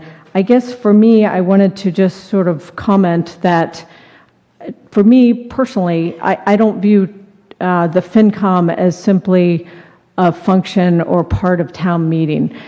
In the various roles I've had, which are not as many as some others here in this room, but in my own personal experience, FinCom and its members, its chair, not necessarily the specific group before you, but historically has been active, available for select board, available for personnel board throughout the governance of the town throughout the year. So I think that when we're thinking about this committee, which I don't have any philosophical disagreement with, I do think that one of the things that sort of bothers me slightly is that I think that the notion should really be more that it's not just, FinCom is not just a resource for town meeting, which in and of itself is a wonderful thing, obviously, but it's a tremendous committee throughout the year and has a really important function for all the other bodies and boards having to do with town government and the functioning of our town. A couple other things. I think that the composition should absolutely include former FinCom members. Arguably, you could even say a couple current members, but at a bare minimum, some former FinCom members, because no one really knows, other than them, what the actual demands are. Also, I would just sort of comment that even though it doesn't directly relate to the question in front of us, which is whether to refer to a committee, but there was a slide about whether or not 15 is too many people. The work of the FinCom is a tremendous burden, but they're very dedicated people, and they're all volunteers. So frankly, I think that being compared with Wellesley, we're closer to their size than Lexington. Wellesley had 15. I think those 4 towns at the bottom of that one particular slide, I think they're more comparable to our town. I'm happy that we have 15 FinCom members. It's a lot of work. They meet regularly and often, and I think it's good for them to have both a variety of opinions as well as lots of people on it, including in case there's any issues with personal schedules, that sort of thing. So to sum up, I just think that if we're going to vote on this, it should be viewed as more of a positive, kind of what the last speaker on this side was saying, rather than a criticism. So as an example, the communications working group that was formed, and I don't want to miss out on some people who were involved in that. I know Carol Savage was directly involved with that. That was a positive. And I think that if we're going to do this approach, it should be viewed as a positive. Just, it's good to look at anything that we do and sort of think, oh, maybe we should make some adjustments here or there. Maybe we don't have to make any. But for me personally, I'm a little defensive about FinCom, and I don't think that this should be viewed as sort of like a criticism of them, and that as if we're going to form this committee because we're criticizing them. I think that would be really misplaced. So anyway, thank you so much. Sorry for the time. Jackie, just to confirm, you did not have a motion to amend, correct? Absolutely not. Okay, thank you. Thank you. Thank you, Madam Moderator. Jared Cumming, Precinct 4. I rise in opposition to this referral and the underlying article from which it came. I appreciate Mr. Matthews' work and the proponents' work in putting all this work together, doing all the research. I appreciate FinCom's work and the work that they do to make this a better town, similar to Select Board and all the work that they do to make this a better town. There's quite a bit of math in the underlying proposal and proponents' slideshow. There was one piece of math that was missing, though, and that's 0. 0 is what a balanced budget looks like, which is what FinCom delivered in the spring. That's an important number. And no, there's no fiduciary duty, speaking to one of the prior speakers, but there is a duty that we all have to be good stewards of the town's tax dollars. We all pay into this town, we all pay taxes, and this body and FinCom and the Select Board all work together to make sure that those are used well and fairly. And I have seen in my short time on town meeting, playgrounds voted to be improved, traffic calmed, and many bridges studied, bridges improved, and many, many other things to improve the overall quality in this town. I see a large school budget and lots going on in our schools that we have to be very, very proud of. So we do a good job as a town, the Finance Committee does a good job, and the Select Board does a good job moving this town forward with the precious tax dollars that fund it. So 0 is also a number that refers to the number of reasons to change FinCom. There are none. This is a solution desperately in search of a problem that does not exist. We heard 12 minutes of insinuation about intent of FinCom. There are no reasons to change FinCom as it stands today. So I urge you all to vote against this referral and the underlying article. Thank you very much. Thank you. Please stay with the context of the motion to consider. Go ahead. The motion to refer? Yeah. Okay. Well, I'm going to do that in a backhanded way. We did have to sit through 12 minutes of what was wrong with FinCom with the desperate knowledge that at the end somebody was going to do a bait and switch. So I think I can go back at it backhandedly. In the original presentation, there was a whole lot of stuff about representation and whether these groups were represented or those groups were represented, and whether there was a disagreement between the FinCom or there was a disconnect between the FinCom and town meeting. But stuck in the middle was some financial charts which weren't tied in. So I don't know why there were 3 or 4 financial charts which showed that the town was doing better than FinCom was predicting. But I'm sure, having been FinCom chair and having instated in my period there the start of financial modeling, I'm sure that that's not an accident and that it happened in spite of FinCom's best efforts, but in fact might have happened because they were guarding the cash.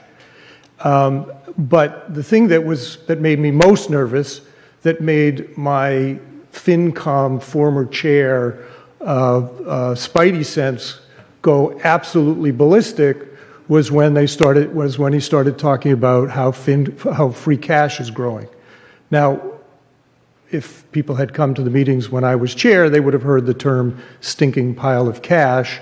And if you've ever seen a cash grab when a town meeting decides that there is some money hanging around that isn't being used and they just happen to know how to use it, it's a pretty frightening thing.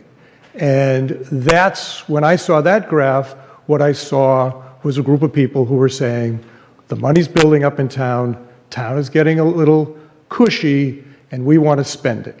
So that was my fear with that one. So that, given that, I lost my trust with this group, and with losing my trust with this group, I distrust this committee. And what I would suggest is that instead of we taking this committee, let's suggest there is something wrong with FinCom, but let's take the year to build that committee, not starting with this committee. And that would be my recommendation.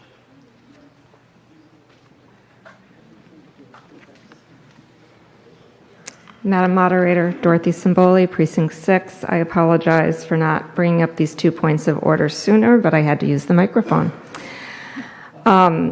So my 2 questions are, and hopefully Town Council can address this. The first point of order is, does Robert's Rules allow the proponent to refer his own article to a committee? And my second point of order is, I don't see how we can create a committee out of a referral. Meaning, like Robert's Rules allows us to refer it to a committee, presuming an existing committee. When we voted, this body voted to create the Communications Study Committee, it was an article, it was presented, and we voted as town meeting to create the Communications Study Committee. This is a referral to now create a Finance Committee, Study Committee. And I'm just not sure if one can do that, if Robert's Rules allows that. It doesn't make sense to me. It seems like an end run around how we're supposed to be creating committees in this town. It's not a formal committee in the bylaws, but I will allow Town Council to further give information to town meeting on how ad hoc committees work. It is not in the same manner as the study committee that's being provided. Good. They're all good questions, Dorothy. But whether it's Robert's Rules of Order or town meeting time, another parliamentary manual, or the Massachusetts general laws. Town meeting has the authority to create an ad hoc committee. It does not have to be a referral to a specific committee. It can create a committee on its own, or it could refer to no committee at all, but just refer it generally to study. The procedural device of a motion to commit or refer could be refer to existing, refer generally, refer to a committee created by this body. This body has the authority to make specific committees, not standing committees like we see in the bylaw, but these types of committees. So all that is fine. As to your original question as to Mr. Matthews' ability to refer or move to refer his earlier motion, there's no procedural device against that or no procedural bar under Roberts from him doing that. It could have been done as an original main motion, or he could have raised it on his own at any time. Thank you very much. You're welcome. Further on the question? Madam Moderator, thank you. My name is Karen Conley, Precinct 3. I think there is a whole lot to say about this, and it's unfortunate that the hour is so late. What I think is especially unfortunate is most of the discussion I've heard tonight has been about Robert's Rules of Orders and a lot of fussing about whether we should even think about this. I would support this motion because I think that there is nothing wrong with studying or reconsidering what we in the town do that is so incredibly important. The Finance Committee, the role is huge. It's an incredibly important piece of town government. There is, whether you agree or disagree with what they have done, there appears to me to be in this body a sense that people either don't understand it, they hear from it too late. Is some of it that people don't attend meetings and we don't read things that are sent to us? I suspect that's a large part of it. But I really don't think that establishing a committee to study this with given as much time as it's saying can result in anything other than strengthening an important committee. And yes, as everyone else has done, I thank you all for your service and your hours. I thank the Select Board. I thank everybody who's here. But I think if we spent less time fighting about what was a point of order and more time talking about what was on the table, we might get things done before 11 o'clock at night. Thank you. Further on the question? Thank you, Madam Moderator, through you to the Town Council. The petitioner has set forth his own form of this ad hoc study committee that isn't something that town meeting has to abide by, correct? I'm not quite sure what you're asking. Can you please? Does the Finance Committee, Study Committee have to follow the form that's been proposed? That's what we're actually debating at this point. Okay. The second question I have, why can't the petitioners be listed? I mean, we spent 10 minutes trying to find exactly how much money DPW used to recycle trash. Why can't we list those names? Well, it's out of order because right before us now is you know who brought it before you. One name, not the whole. I mean, I spent 20 minutes trying to find it on the town website. I couldn't find it. For my information, can I will those have names? staff look into it.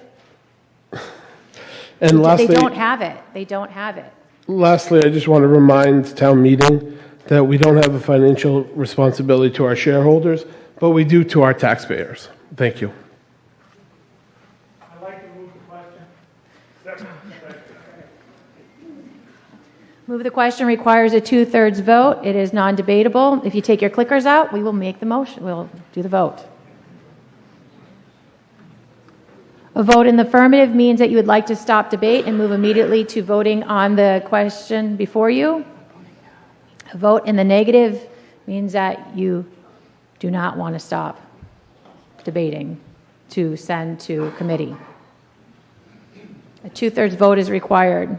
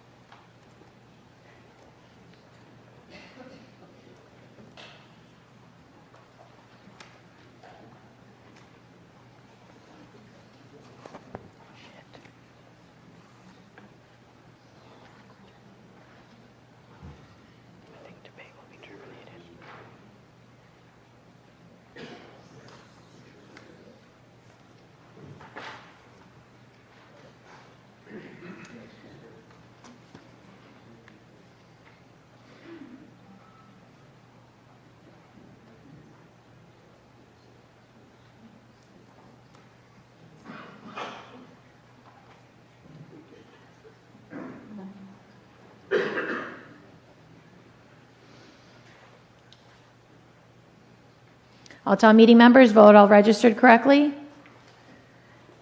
Having 160 members voting, 107 required for adoption, 106 in the affirmative has it, and 106 in the affirmative, 44 in the negative. The affirmative has it, and the motion passes. The debate is ended. We will now go vote on the motion to send to committee. Motion to amend. You actually can't, unfortunately. Okay. I mean, so we'll be voting on sending it to the committee with the composition that was proposed? Yep, that is correct. Just so it's clear, so everyone could hear that there was a motion to amend the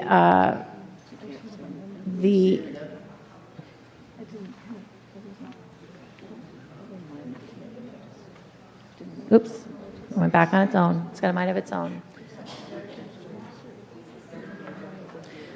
So we're not there yet. So there was a motion made, but it's out of order as a motion was made to go directly into vote and it passed. So we are unable to make any edits.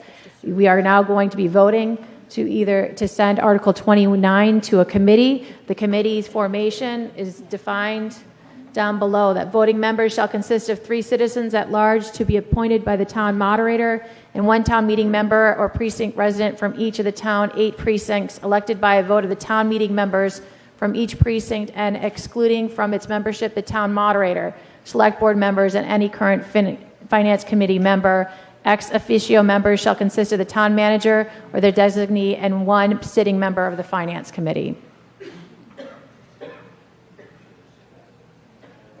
So a vote in the affirmative means you would like to create this committee. A vote in the negative means you would not like to. It is a simple majority.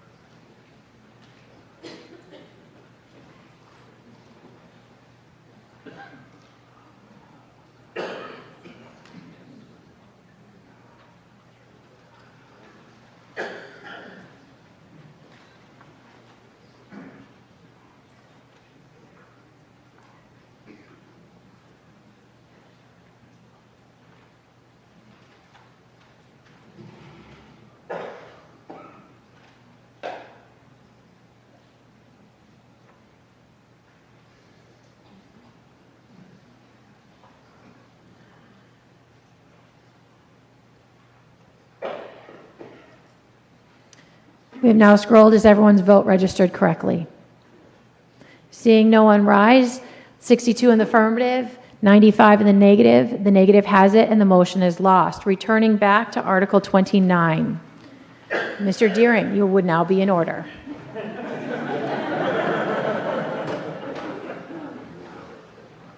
Madam Moderator, I'd like to make a motion to indefinitely postpone Article 29. May we have a second?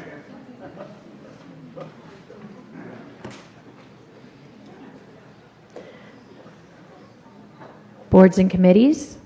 So the select board, do you have a recommendation? Please just say yes or no.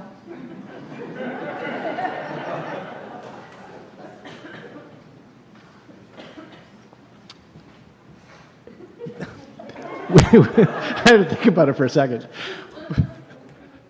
We voted unanimously favorable action to indefinitely postpone, and I'll also just add that the select board has not had a chance to weigh in on this yet, but we think that this is appropriate for a bylaw charter review, which the town is well overdue for, and we think that this should be part of that. Thank you. Further on the question, yes or no, FinCom? Can you get me to this thing? Yes or no? Can you do I it? have a report? Yes or no? Are you in favor or not in favor of indefinite postponement? Did you get the vote of your body? Thumbs up, thumbs down. Can we see them? Let's expedite it. I would assume you're in favor. Brian Vernaglia is not in favor. Everyone else is in favor of indefinite postponement. Thank you. Any questions or comments on indefinite postponement? A 2/3 vote is required. After we will go to the vote. So, again, I echo what people have said about the hard work of FinCom. It is a lot of work, and it's probably one of the more thankless positions because the other boards get a lot more credit, a lot more glory, and FinCom really you only hear about people commenting on FinCom when they're angry and pissed off. So it's a difficult job, and I appreciate it. I'm in favor of postponing this because I think we need to be thoughtful about how we make appointments and how we do things, and not just on this board, but on other boards. There have been some kinks in the processes for appointing over this year, not just for FinCom, and we really do need to examine how we do it so that we can do it in a fair way, and actually in years past for other boards like the DAC. There's been a lot of unfairness and a lot of things that people have questioned, and this is to really clarify and clean up the process. And I believe that the original proponent wanted to create a committee that was made up of members of this body to examine what are good ways to do it and to get feedback and solicit feedback from this body so that it could come back to a vote before this body. However that happens, whether it's through a specific committee that's made or reviewing our charter by indefinitely postponing this and recognizing the need, I would urge people to definitely examine and revisit how we do things so that we can do things in a clean way and we cut down on these kinds of issues and things that people feel the need to complain about. So I appreciate what they do. I appreciate making things more transparent, and I appreciate the thoughtfulness of this body in trying to get as much information as possible to make the best decisions on behalf of our community. Thank you very much. Indefinite postponement requires a 2/3 vote. If you get your clickers out when the light goes on, a vote in the affirmative means that you would like to indefinitely postpone Article 29. A vote in the negative means that you do not want to indefinitely postpone, meaning that you want to continue debating this article. Are you asking for a correction?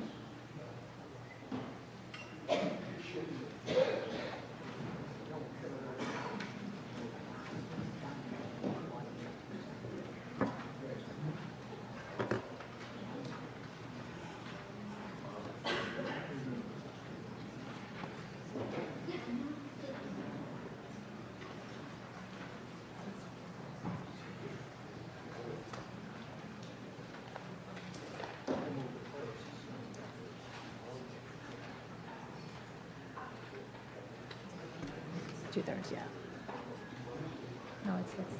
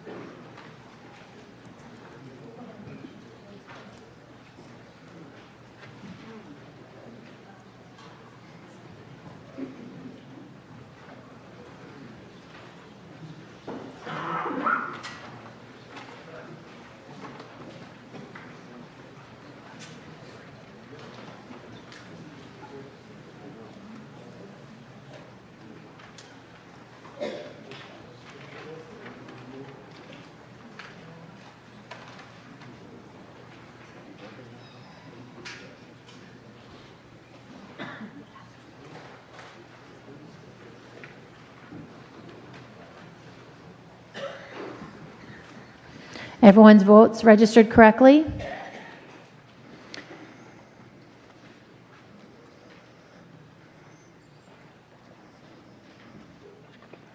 $160 members having voted, 171 107 required for adoption. There are 139 in the affirmative, 21 in the negative, and the motion is passed. Article 29 is indefinitely postponed. We have a motion to adjourn. Do we have a second? All those in favor? Aye. All those opposed? The ayes have it. And we will see you next Thursday. This Thursday at 6:30, the 16th.